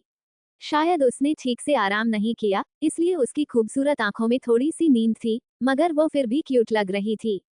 अनु, तुम्हें भूख लगी होगी, श्रवण जी और सीता जी ने तुरंत कहा। जाने से पहले कुछ खाकर जाओ, खाना तैयार है। मुझे भूख नहीं है। अनामिका जल्दी से अस्पताल जाकर देवेंद्र जी की हेल्थ चेक करना चाहती थी और फिर वापस आकर अपना काम करना चाहती थी। कल सोमवार है और उसे उस कंपनी में जाना है जो उसके डैडी ने उसे दी है। उसके पास पर्सनल मैटर्स के लिए समय नहीं था, लेकिन सीता जी को डर था कि वह भूखी रह जाएगी। इसलिए उन्होंने कहा, खाना तैयार है, तुम थोड़ा सा खा लो और अब देवांश भी यहाँ है, तो तुम दोनों एक साथ खा लो। देवांश तो यूजुअली कंपनी में खाता है, शायद उसे भी भूख लगी हो। तुम दोनों एक साथ खाना खा लो। उन्होंने ऐसा इसलिए कहा ताकि दोनों थोड़ा समय साथ बिता सकें। वहीं दूसरी तरफ देवेंद्र जी बार बार अपने आप को आईने में देख रहे थे। उन्होंने पूछा, कैलाश, क्या मेरे बाल बिखरे हुए हैं? क्या मेरे कपड़े ठीक नहीं लग रहे? कल ओबरॉय मेंशन में जो कुछ भी हुआ, वह ऋषि ने एक अच्छे जासूस की तरह उन्हें बता दिया था, जिससे वह अपनी होने वाली ग्रैंड डॉटर इन लॉ और अपनी लाइफ सेवर्स से मिलने के लिए काफी एक्साइटेड हैं। कैलाश अंकल ने हेल्पलेस होकर कहा, सर, आपने 10 बार अपने आप को आईने में चेक कर लिया है। अगर मुझे ठीक से नहीं पता होता, तो मुझे लगता कि आपकी शादी होने वाली है। शट अप, देवेंद्र जी ने वह आईना नीचे रखा और कहा, जाकर देखो, वह लोग आए या नहीं। मैंने ऑलरेडी ऋषि से फोन करके पूछ लिया है। उसने मुझे बताया कि वह लोग रास्ते में हैं। जैसे ही कैलाश अंकल ने अपनी बात खत्म की, एक नया मैसेज आया ऋषि की तरफ से। वह लोग 10 मिनट में अस्पताल पहुंचने वाले हैं। ये सुनते ही देवेंद्र जी जल्दी से बोले, जल्दी जाओ, उन्हें ग्रीट करने के लिए। देवेंद्र जी बहुत ज्यादा एक्साइटेड थे और उन्होंने कैलाश से कहा, यहाँ खड़े क्यों हो? जल्दी निकालो। वही एक लग्जरियस कार में अनामिका को थोड़ी नींद आ रही थी। आगे बढ़ती हुई गाड़ी में उसने अपनी आंखें बंद कर लीं। सर, आगे। ऋषि अपनी बात खत्म नहीं कर पाता कि पहले ही देवांश ने धीरे से बोला, शुश, चुप हो जाओ। ऋषि ने रियर व्यू मिरर में देखा तो उसे एहसास हुआ कि मिस अनामिका सो गई हैं। जब गाड़ी धीरे धीरे रोकने लगी, तो अनामिका का चेहरा एक साइड टिल्ट हो गया। देवांश ने आराम से उसका चेहरा पकड़ लिया। उसका चेहरा कितना सॉफ्ट और स्मूथ है। बिना मेकअप के भी वह कितनी सुंदर दिख रही है। देवांश ने ध्यान से उसके फीचर्स देखे और धीरे से उसके नजदीक बैठ गया। उसने अनामिका का सिर अपने कंधे पर रख लिया ताकि वह आराम से सो पाए। ये देखकर ऋषि की आंखें लगभग बाहर आने वाली थीं। क्या मेरे बॉस सफाई के देवता नहीं हैं? वह वास्तव में एक लड़की को अपने करीब आने दे रहे हैं। ये तो बात उसके सोच से भी बाहर है। कैलाश अंकल, जो गाड़ी के बाहर खड़े थे, वह भी शॉक हो गए। उन्होंने एक दो बार अपनी आंखें मली, यह सोचकर कि कहीं उन्हें भ्रम तो नहीं हो रहा। देवांश सचमुच अपने कंधे पर किसी लड़की को सोने दे रहा है और इतनी प्यार से देख रहा है। देवांश की ऐसी नजरें उन्होंने कभी पहले नहीं देखी थीं। क्या देवांश के मन में इस लड़की के लिए कोई फीलिंग्स हैं? अनामिका को यह नहीं पता था कि वह कितनी देर से सोई हुई थी। जब उसने आंखें खोली, तो अपने आप को देवांश के कंधे पर सोता हुआ पाया। गाड़ी पहले ही अस्पताल के गैराज में पार्क थी। क्या मैं सो गई थी? अनामिका ने टाइम देखा और तब उसे एहसास हुआ कि वह काफी देर से उसके कंधे पर सो रही है। उसने कहा, सॉरी, मगर आपने मुझे उठाया क्यों नहीं? क्या तुम कल रात देर से सोई थी? देवांश की आवाज सख्त नहीं थी, बल्कि काफी जेंटल थी। उसने पूछा, मैं चाहता था कि तुम थोड़ी और देर सो लो। अब जब मिस अनामिका उड़ गई हैं, तो सर, आप आगे बढ़िए, मैं गिफ्ट लेकर आता हूँ। ऑलराइट, ऋषि गिफ्ट लेकर आगे बढ़ने वाला था तभी उसने अनामिका की बात सुनी, मैंने गिफ्ट तैयार किए हैं। वह हैरान हो गया और देवांश ने भी उसे ध्यान से देखा। उसके पास तो कोई बैग भी नहीं है। गिफ्ट कहाँ रखा है उसने? सर, क्या आप सचमुच वह गिफ्ट नहीं ले जाने वाले जो आपने तैयार किए थे? ऋषि थोड़ा कंफ्यूज हो गया। अनामिका की बात सुनो। देवांश गाड़ी से उतरकर अनामिका के साइड में खड़ा हुआ और वह लोग एक साथ आगे बढ़ने लगे। उन दोनों की एक्सीलेंट फीचर्स ने कई लोगों का ध्यान अपनी तरफ खींचा। वहीं वार्ड में देवेंद्र जी का बेटा उनका इंतजार कर रहा था। फाइनली उन्होंने दोनों को अंदर आते हुए देखा। दादाजी, मैं और अनामिका आपसे मिलने आए हैं, देवांश बोला, मगर देवेंद्र जी ने उसे एक नजर देखा भी नहीं और उनकी नजरें यंग लड़की पर फोकस थीं। तो तुम हो वह ब्रेव लड़की, जिसने मेरी जान दोबारा बचाई है। देवेंद्र जी ने उम्मीद नहीं की थी कि वह लड़की इतनी खूबसूरत होगी। जब वह उससे 2 बार मिले थे, तब वह मौत के दरवाजे पर थे, इसलिए उन्होंने उसे ठीक से नहीं देखा था। वो ये कह सकते थे कि उनका पोता बहुत लकी है, इतनी खूबसूरत होने वाली वाइफ पाकर। हेलो मिस्टर सिंघानिया, अनामिका ने अंदर आते हुए पॉलिटली ग्रीट किया।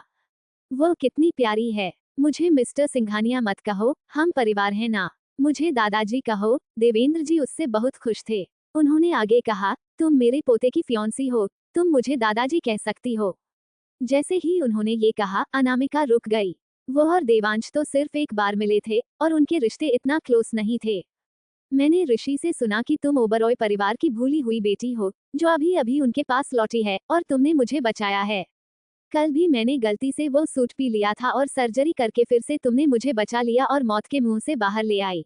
2 बार तुमने मुझे बचाया, किस तरह की किस्मत है। अगर उनकी यह प्यारी सी लड़की नहीं होती, तो वो पहले ही मर चुके होते और अब तक उससे बात नहीं कर रहे होते। तुम 18 सालों से बाहर हो, तुमने काफी बुरा वक्त देखा होगा ना। अनामिका कहने वाली थी कि वह ठीक है, कोई परेशानी नहीं है, तभी उसने सुना कि देवेंद्र जी आगे बोले, ओबरॉय परिवार और सिंघानिया परिवार भविष्य में तुम्हारा हमेशा ध्यान रखेंगे। अनामिका समझती थी कि क्यों ओबरॉय परिवार को उसकी चिंता है, मगर क्या सिंघानिया परिवार का इससे कुछ ज्यादा नहीं हो जाएगा। तुम्हारा नाम अनामिका है, बहुत अच्छा नाम है। तुम बहुत खूबसूरत हो, देवेंद्र जी बोले। फिर उन्होंने कैलाश की तरफ देखा। कैलाश ने मुस्कुराकर हाँ में सिर हिलाया। ये लड़की सचमुच नताशा से काफी अलग है, बहुत नेचुरल और यूनिक। अरे, मैं तो तुमसे बिना रुके बातें किए जा रहा हूँ। तुम्हें बैठने के लिए बोला भी नहीं। यहाँ बैठो, बच्चे, देवेंद्र जी ने उनके बगल वाले सोफे की तरफ इशारा करते हुए कहा। देवांश की आंखें चमकने लगीं। क्या ये सोफा नया है? सिर्फ इसलिए खरीदा गया है कि अनामिका एक साथ बैठ सके। कैलाश ने ऑकवर्डली हंसते हुए कहा, यंग मास्टर, आप भी बैठ जाइए। देवांश ने कोई आनाकानी नहीं की और चुपचाप जाकर अनामिका के बगल में बैठ गया। इससे देवेंद्र जी हैरान हो गए, उनका पोता इस लड़की के साथ डिफरेंट बिहेवियर कर रहा है। अनु, यही नाम है ना तुम्हारा? ऋषि ने मुझे बताया कि तुम्हारा अभी अभी हाई स्कूल खत्म हुआ है। क्या तुमने कॉलेज जाने के बारे में सोचा है? क्या मैं मदद करूंगा? नहीं, अनामिका ने जवाब दिया। अभी तो नहीं सोचा। मुंबई यूनिवर्सिटी कैसी रहेगी? मैं वहाँ के प्रिंसिपल को जानता हूँ। देवांश ने सब्जेक्ट चेंज करने की कोशिश करते हुए कहा, क्या आपने आज अपनी दवाई ली? दवाई का नाम आते ही देवेंद्र जी की भौहें आपस में सिकुड़ गईं। उन्होंने कहा, वह दवाई कितनी घटिया है, पता नहीं किसने बनाई है। इतनी कड़वी है कि मुझे खाए ही नहीं जाती। ये सुनते ही सबने अनामिका की तरफ देखा। अनामिका शांति से बोली, मैंने बनाई है। देवेंद्र जी शॉक हो गए। उन्होंने उम्मीद नहीं की थी कि न सिर्फ उनकी होने वाली ग्रैंडडॉटर इन लॉ बीमारियों का डायग्नोसिस कर सकती है, सर्जरी कर सकती है, बल्कि दवाई भी बना सकती है। उन्होंने जल्दी से टोन चेंज करते हुए कहा, भले ही वह थोड़ी कड़वी है, लेकिन अच्छी है। अच्छी दवाइयाँ तो कड़वी होती हैं, और कड़वी दवाई खाने के बाद तुम मीठा खा सकते हो। ये बहुत अच्छी है क्योंकि यह मेरी ग्रैंडडॉटर इन लॉ ने बनाई है। तब तो आपको पी लेनी चाहिए, देवांश ने शांति से कहा। देवेंद्र जी बोले, कैलाश, दवाई लेकर आओ। वैसे भी, मैं भी नहीं बोला था। मैं तो बस इसलिए भूल गया क्योंकि मैं अपनी ग्रैंडडॉटर इन लॉ को देख लिया और मैं खुश हो गया। उनकी यह बात सुनकर सब एक साथ मन में बोले, कितनी कहानियां बनाते हैं ये। Episode 19 crown locket. Kailash ji Devendra ji का झूठ एक्सपोज नहीं करना चाहते थे, क्योंकि सिर्फ 1 मिनट पहले ही अनामिका के आने से पहले देवेंद्र जी दवाई की शिकायत कर रहे थे कि वो कितनी गंदी है, उसे पीते ही उन्हें उल्टी आने लगती है। अचानक से सब कुछ कैसे बदल गया। जो दवाई मेरी होने वाली ग्रैंड डॉटर इन लॉ ने मुझे दी है, मैं उसे जरूर ज्यादा लूंगा, देवेंद्र जी ने कहा। अनामिका ये सुनकर स्पीचलेस हो गई। इतनी ज्यादा दवाई लेने की जरूरत नहीं थी एक्चुअली। कैलाश जी ने सबके सामने देवेंद्र जी को दवाई दी और उन्होंने उसे पी लिया। उन्होंने ऐसा करने के लिए काफी हिम्मत जुटाई थी। बहुत टेस्टी है, देवेंद्र जी ने कहा, जबकि ऋषि ने देखा कि उनकी भौहें आपस में सिकुड़ी हुई थीं। कैलाश अंकल भी जानते थे कि दवाई का टेस्ट बहुत बुरा है, लेकिन अब कोई रास्ता नहीं था। जिसने दवाई बनाई है, वो खुद यहाँ है, और दवाई सेहत के लिए अच्छी है। आप आज कैसा महसूस कर रहे थे? अनामिका ने पूछा। मैं बहुत खुश हूँ कि तुम और देवांश मुझसे मिलने के लिए आए। मेरे सारे दर्द गायब हो गए, देवेंद्र जी ने कहा। जैसे ही उन्होंने अपनी बात खत्म की, अचानक उन्होंने अपने दिल पर हाथ रख लिया और उनके एक्सप्रेशन देखकर लग रहा था कि उन्हें बहुत दर्द हो रहा हो। अनामिका कुछ करती उससे पहले ही वे थोड़ा नीचे झुक गए और उनके मुंह से खून निकलने लगा। सब शॉक्ड हो गए। दादाजी, देवांश चिल्लाया। सर, आप ठीक हैं? क्या हो रहा है? कैलाश घबराते हुए बोले। रुकिए, हम अभी डॉक्टर को बुलाते हैं। मिस अनामिका डॉक्टर हैं, प्लीज सर को चेक कीजिए कि उनके साथ हुआ क्या है, ऋषि ने कहा। अनामिका ने तुरंत डायग्नोज किया और अचानक उसे कुछ समझ में आया। उसने पूछा, क्या आपने ड्रिंक की थी? ये सुनते ही देवांश और ऋषि हैरानी से देवेंद्र जी की तरफ देखने लगे।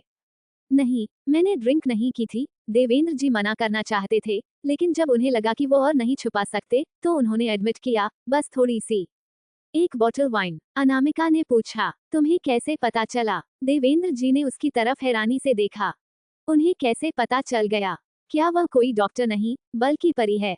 वह वाइन की बोतल खाली है, अनामिका ने मुस्कुरा कर कहा। देवेंद्र जी ने देखा तो वह खाली वाइन की बोतल उन्हीं के ब्लैंकेट के अंदर छुपी हुई थी और थोड़ी बहुत दिखाई दे रही थी। उन्होंने जल्दी से कैलाश की तरफ देखते हुए चिल्लाते हुए कहा, मैंने तुमसे नहीं कहा था इसे अच्छे से छुपाने के लिए? मैंने कोशिश की थी, लेकिन मुझे नहीं पता था कि यह पकड़ा जाएगा, कैलाश ने जवाब दिया। देवांश और अनामिका अचानक आ गए, इसलिए उसे छुपाने का वक्त नहीं था। दादाजी, देवांश ने काफी सीरियसली कहा। देवेंद्र जी समझ गए कि उनका पोता उन्हें फिर से लेक्चर देने वाला है, तो उन्होंने जल्दी से अपना हाथ वेव करते हुए कहा, ठीक है, मुझे गलती हो गई, लेकिन मैं बस खुश हो गया था कि मेरी ग्रैंड डॉटर इन लॉ आ रही है, तो मैंने गलती से पी ली। मैं दोबारा नहीं करूंगा। देवांश ने कोल्डली कहा, क्या हम आपकी बातों पर भरोसा कर सकते हैं? हाँ, क्यों नहीं? देवेंद्र जी जल्दी से बोले। अगर तुम मुझ पर भरोसा नहीं करते, तो मेरी ग्रैंड डॉटर इन लॉ के साथ रोज मुझे चेक करने आ जाना, ये देखने के लिए कि मैं ड्रिंक कर रहा हूँ या नहीं। देवांश ने अनामिका की तरफ देखा और कहा, मुझे लगता है कि तुम्हें दादाजी के लिए और दवाइयाँ तैयार कर लेनी चाहिए, क्योंकि ये तो सुधरने वाले नहीं हैं। नहीं, अनामिका ने तुरंत जवाब दिया। जो दवाई उन्होंने अभी खाई है, वह बहुत कड़वी है और इसका मतलब है कि वह ऑन द स्पॉट मर जाएंगे। क्या आपका मूड इतनी जल्दी बदल गया? देवांश जानबूझकर बोला। क्या आपने अभी भी नहीं कहा था कि आप अपनी ग्रैंड डॉटर इन लॉ की बनाई हुई दवाई बहुत सारी खा लेंगे? तुम, देवेंद्र जी बोले। ये शैतान लड़का उन्हें जानबूझकर फंसा रहा था।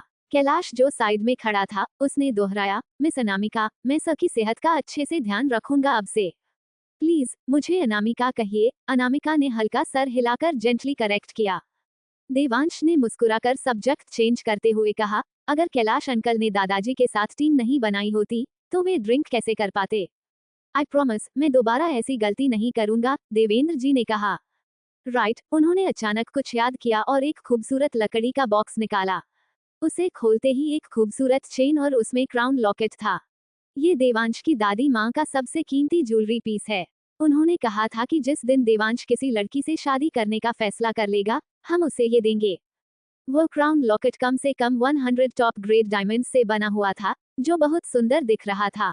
अनामिका जानती थी कि यह लॉकेट आज की दुनिया में हेडलाइंस बना सकता है, क्योंकि इसे टॉप ग्रेड डायमंड से बनाया गया था और उस वक्त के सबसे बड़े डिजाइनर ने इसे तैयार किया था।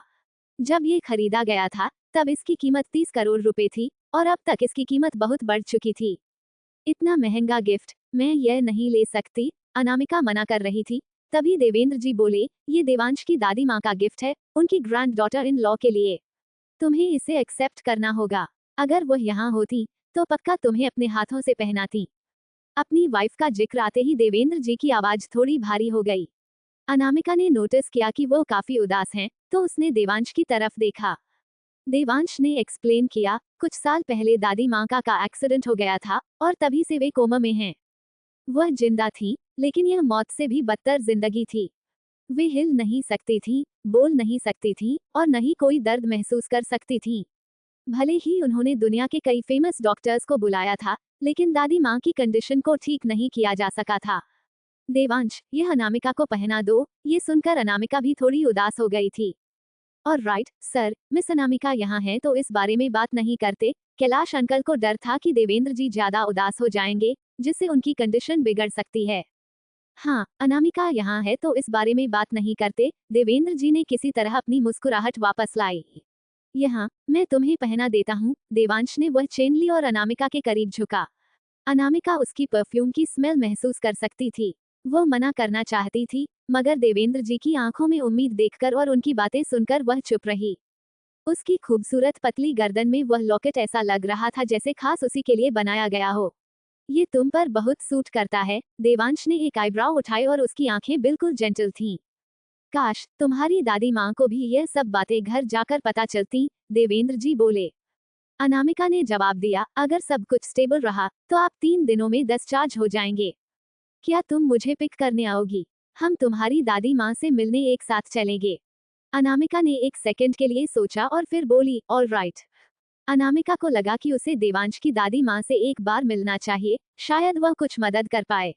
अनामिका की हाँ सुनकर देवेंद्र जी का मूड अच्छा हो गया। वे लोग काफी देर तक बातें करते रहे और जैसे ही वे जाने वाले थे, अनामिका ने अपनी पॉकेट से एक छोटी सी बोतल निकाली और उन्हें देते हुए कहा, दादाजी, आपके लिए। देवेंद्र जी को कोई गिफ्ट मिलने की उम्मीद नहीं थी। उन्होंने खुशी खुशी उसे ले लिया और पूछा, इसमें क्या है? यह एक स्वीट पिल है। इसे आप 1 महीने में सिर्फ एक ही लीजिएगा, 6 महीने तक लगातार। मैं उसके बाद गारंटी देती हूँ कि आप 100 साल तक जिएंगे। सचमुच? तब तो ये बहुत महंगी होगी। अनु, तुम्हें इतनी अच्छी दवाई मिली कहाँ से? देवेंद्र जी ने उम्मीद नहीं की थी कि उनकी ग्रैंड डॉटर इन लॉ उनके बारे में इतना सोचेगी। उनके पास सब कुछ था, सिवाय उनकी सेहत के, और सबसे ज्यादा जो उन्हें चाहिए था, वह थी एक लंबी जिंदगी। अनु ने वही सोचा और उनके लिए वही किया जो उनके लिए सबसे मायने रखता था। क्या मैं एक पिल अभी खा सकता हूँ? देवेंद्र जी इंतजार नहीं कर सकते थे। उन्होंने बोतल खोली और एक पिल खा ली। वह इतने एक्साइटेड हो गए कि और पिल्स निकालने लगे। ऋषि ने पिल्स के डिजाइन को देखा और ध्यान से देखने पर वह शॉक हो गया। क्या ये वही टाइम डिफाइंड न्यूट्रिशन नहीं है जो कुछ ऑप्शंस पहले उन्होंने देखा था? ऐसा कहा जाता है कि यह एक हेल्थ टॉनिक है जो एक लंबी और हेल्दी लाइफ देता है। और इस चीज का ऑप्शन हर 6 महीने में सिर्फ एक बार होता है, और एक पिल लगभग 10 लाख रुपए की होती है। लेकिन सवाल यह है कि मिस अनामिका को इतनी प्रेशियस और रेयर चीज मिली कहाँ से? क्वांटिटी देखकर समझ में आ सकता था कि इतनी पिल्स को इकट्ठा करने के लिए लगातार 10 सालों तक उन्हें खरीदना होगा। मगर अनामिका की उम्र तो इतनी नहीं है और वह इतने पैसे क्यों खर्च करेगी, जिसकी उसे जरूरत ही नहीं है, और क्यों उसे हमेशा अपने साथ रखेगी? ऐसा तो तभी हो सकता है जब वह खुद ये पिल्स बनाती हो। अगर वह खुद ही पिल्स बनाए, तो उसके पास जितनी चाहे उतनी हो सकती हैं। इस पॉसिबिलिटी का एहसास होते ही ऋषि हैरानी से देवांश की तरफ देखने लगा। देवांश भी यही सोच रहा था और उसके एक्सप्रेशन पर यह साफ दिख रहा था। लगता है कि यह छोटी सी लड़की फेमस मिस आर्या है, एक मेडिकल जीनियस। शायद वही थी उस दिन ऑक्शन में, जो उसे दवाई के लिए इतनी ऊंची बोली लगा रही थी और उसके साथ कम्पीट कर रही थी। अब समझ में आ गया कि उस दिन अनामिका चर्च के पास क्यों थी, क्योंकि वह उस दिन ऑक्शन के लिए गई थी। इस बारे में सोचते हुए देवांश मुस्कुराया। उसने कभी उम्मीद नहीं की थी कि अनामिका की इतनी सारी आइडेंटिटीज होंगी, एक के बाद एक। ये तो हैरानी की बात थी। बिग बॉस, आप बहुत लकी हो, ऋषि खुद को रोक नहीं पाया और उसने कहा। बिल्कुल, देवेंद्र जी खुश होते हुए बोले। ये बहुत अच्छे टेस्ट की है। मैं बहुत लकी हूँ कि मेरी ग्रैंड डॉटर इन लॉ ने मुझे इतनी सारी दी हैं। ये बहुत टेस्टी है। अनु, क्या मैं एक साथ ज्यादा खाऊंगा तो प्रॉब्लम होगी? क्या मैं हर रोज एक खा सकता हूँ? उनकी यह बात सुनते ही ऋषि और देवांश एक साथ बोले, नहीं। देवेंद्र जी ने उन दोनों को कंफ्यूज्ड होकर देखा और पूछा, क्यों नहीं? ऋषि कुछ कहना चाहता था, मगर उसने खुद को रोक लिया। इतनी महंगी दवाई, जो लोगों तक पहुंच भी नहीं पाती, वो हर रोज एक खाना चाहते हैं। देवांश बोला, अनु ने कहा है ना कि आप 1 महीने में एक ही खा सकते हैं। ठीक है, 1 महीने में एक ही खाऊंगा, देवेंद्र जी बोले। ठीक उसी वक्त अनामिका का फोन बजा और वह राघव का कॉल था। सॉरी, मुझे बात करनी होगी। अनामिका उठी और वार्ड के बाहर चली गई। तुम हॉस्पिटल में हो? दूसरी तरफ से राघव की आवाज आई। हाँ, कुछ काम है, अनामिका ने कैजुअली जवाब दिया। लक्ष्मी दादी को कुछ देर के लिए आज होश आया था, राघव धीरे से बोला। सिर्फ कुछ मिनट के लिए, मगर उस 1 मिनट के दौरान वह लगातार तुम्हारा नाम ले रही थी। वह तुम्हें कॉल भी करना चाहती थी, मगर मैंने उन्हें रोक दिया। तुम उनकी कंडीशन जानती हो, कोई भी कंडीशन प्रॉब्लम खड़ी कर सकती है, इसलिए मैंने उन्हें रोका। एपिसोड 20 साथ में खाना। अब आगे राघव ने सारी सिचुएशन अनामिका को बता दी। लक्ष्मी जी को सबसे ज्यादा चिंता अनामिका की थी। उठते ही सबसे पहले उन्हें अनामिका को ही चेक करने का ख्याल आया, भले ही अनामिका उन्हें ना बताएं कि उनके पीठ पीछे मदन और मीना ने क्या किया है। मगर अनामिका की आवाज सुनकर ही वह रोने लगती थी, और अगर वह ज्यादा एक्साइटेड हो गईं, तो उनकी जिंदगी जा सकती थी और इतने दिनों का इलाज बेकार हो जाता। तुम अभी भी हॉस्पिटल में हो, तो क्यों नहीं आकर उन्हें एक बार देख लेती? और आज की मेडिकल रिपोर्ट्स भी चेक कर लेना। ऑलराइट, मैंने अभी भी मीटिंग खत्म की है, मैं तुम्हारे पास रिपोर्ट लेकर आता हूँ, राघव ने कहा। ओके। कॉल काटने के बाद अनामिका लक्ष्मी दादी के वार्ड की तरफ बढ़ गई। लक्ष्मी दादी अभी भी बेहोश थी, मगर उनके हाथ में टाइटली एक ब्रेसलेट पकड़ा हुआ था। ये वही चीज थी जो अनामिका ने पहली बार अपने पैसे से खरीद कर उनके लिए लाई थी। अनामिका ने प्यार से उनके ढीले पड़े हाथ को पकड़ा और शायद लक्ष्मी दादी को उसके आने का एहसास हो गया। उनकी उंगलियां धीरे से हिली। ठीक उसी वक्त वार्ड का दरवाजा खुला और अंदर मीना आई। अनामिका को देखते ही वो पहले हैरान हुई और फिर गुस्से में बोली, तुम यहाँ क्या कर रही हो? किसने तुम्हें आने दिया? क्या तुम हर रोज यही घूमती रहती हो और इंतजार करती हो कि मॉम के होश में आते ही वह तुम्हें वापस मेहता परिवार में लेकर आए? तो सपने देखती रहो। मीना ने मदन की तरफ देखा और कहा, मदन, मैं शर्त लगा सकती हूँ कि यह हमारी बेटी होने का नाम लेकर वार्ड में आती होगी। तुम्हें नर्स को बताना होगा कि इसका हमारे परिवार से कोई रिश्ता नहीं है। हमारी बेटी युविका है, इसे अंदर आने से रोको। मदन को भी यही शक हुआ। उसने सोचा, इतनी सिक्योरिटी के बाद ये वीआईपी वार्ड में कैसे आ सकती है? शायद उसने नर्स से कह दिया होगा कि वो लक्ष्मी दादी की अपनी पोती है। जब मीना ने देखा कि अनामिका वहां से नहीं जा रही है, तो उसने चिल्लाते हुए कहा, क्या कर रही हो तुम यहाँ अभी भी? गेट आउट, या मैं तुम्हें लात मारकर बाहर निकालूंगी। अनामिका शांति से खड़ी रही। वैसे भी उसे वहां ज्यादा देर नहीं रुकना था। उसकी मौजूदगी से लक्ष्मी दादी रो सकती थी और उनकी कंडीशन खराब हो सकती थी।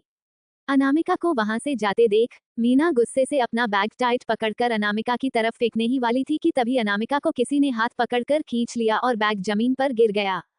मीना और मदन दोनों शॉक्ड हो गए जब उन्होंने देखा कि वो इंसान कौन था, डॉक्टर राघव। तो इस तरह आप ट्रीट करते हैं उस इंसान को जिसने आपकी माँ की जान बचाई है? राघव का चेहरा कोल्डनेस से भरा हुआ था और उसकी आंखें डार्क हो गई थीं। Life saver. मदन और मीना हैरान होकर अनामिका को देखने लगे। यह इतना स्पेशल केस है कि अगर यह नहीं होती तो अब तक इस हॉस्पिटल में लाशों का ढेर लग चुका होता, राघव ने मेहता परिवार को और सहन नहीं कर पाते हुए गुस्से में कहा। क्या तुम्हें लगता है कि तुम लोग अपने दम पर लक्ष्मी दादी को इस वीआईपी वार्ड में रख पाते? क्या तुम्हें लगता है कि उन्हें इतनी स्पेशल केयर मिलती? क्या तुम्हें लगता है कि वह इतनी बार मौत के मुंह से बचकर वापस आ जाती? मीना और मदन शॉक्ड रह गए। अनामिका ने किया क्या है? क्या लक्ष्मी जी को वीआईपी वार्ड परमार परिवार की वजह से मिला है? अनामिका ने क्या किया होगा? वे सोचने लगे। वहीं रूम नंबर 306 में देवेंद्र जी बहुत खुश थे और उनकी चेहरे पर बड़ी सी मुस्कान थी।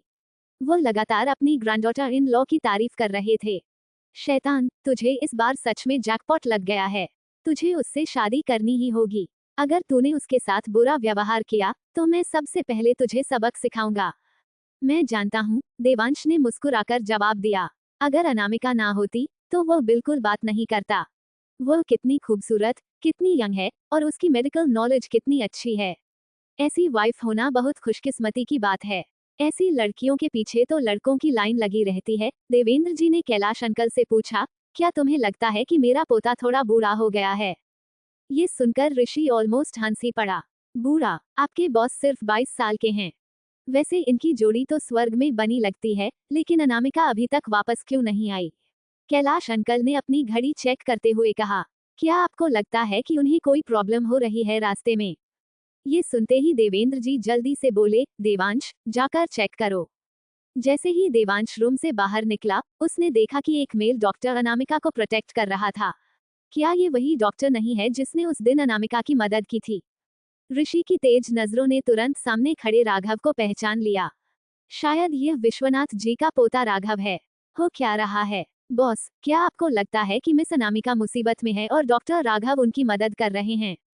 इस वक्त देवांश ऋषि की कोई बात नहीं सुन रहा था क्योंकि उसे एक अजीब सी फीलिंग हो रही थी जो उसने पहले कभी एक्सपीरियंस नहीं की थी। एक कड़वी और नाखुश वाली फीलिंग, जैसे जो उसका है उसे कोई छीनने की कोशिश कर रहा हो। सर, देखकर लगता है कि डॉक्टर राघव और मिस अनामिका एक दूसरे को काफी अच्छे से जानते हैं और उन्हें काफी चिंता भी है, ऋषि ने ऑब्जर्व किया। उसने आसपास की टेंशन को महसूस करके देवांश को चिढ़ाया, बॉस, क्या आपको जेलसी हो रही है? देवांश ने कोल्डली जवाब दिया, वह सिर्फ एक डॉक्टर है। सर, डॉक्टर राघव और मिस अनामिका दोनों ही मेडिकल फील्ड से हैं, वह सेम बैकग्राउंड से हैं। अगर ऋषि अपनी बात खत्म कर पाता उससे पहले ही देवांश अनामिका की डायरेक्शन में आगे बढ़ने लगा। क्या बॉस ने अभी अभी नहीं कहा था कि उन्हें जलन नहीं हो रही है? भूल जाओ। अनामिका अब टाइम वेस्ट नहीं करना चाहती थी, इसलिए वह वहां से जाने लगी। राघव को बहुत गुस्सा आ रहा था और वह बोला, तुम्हें सचमुच इन लोगों को बता देना चाहिए कि आज लक्ष्मी दादी जिंदा हैं तो किसकी वजह से। यहाँ पर कुछ बात करने के लिए है नहीं। इतना कहकर अनामिका निकल गई और इरिटेटेड राघव भी उसके पीछे पीछे आने लगा। डॉक्टर राघव का मतलब क्या है?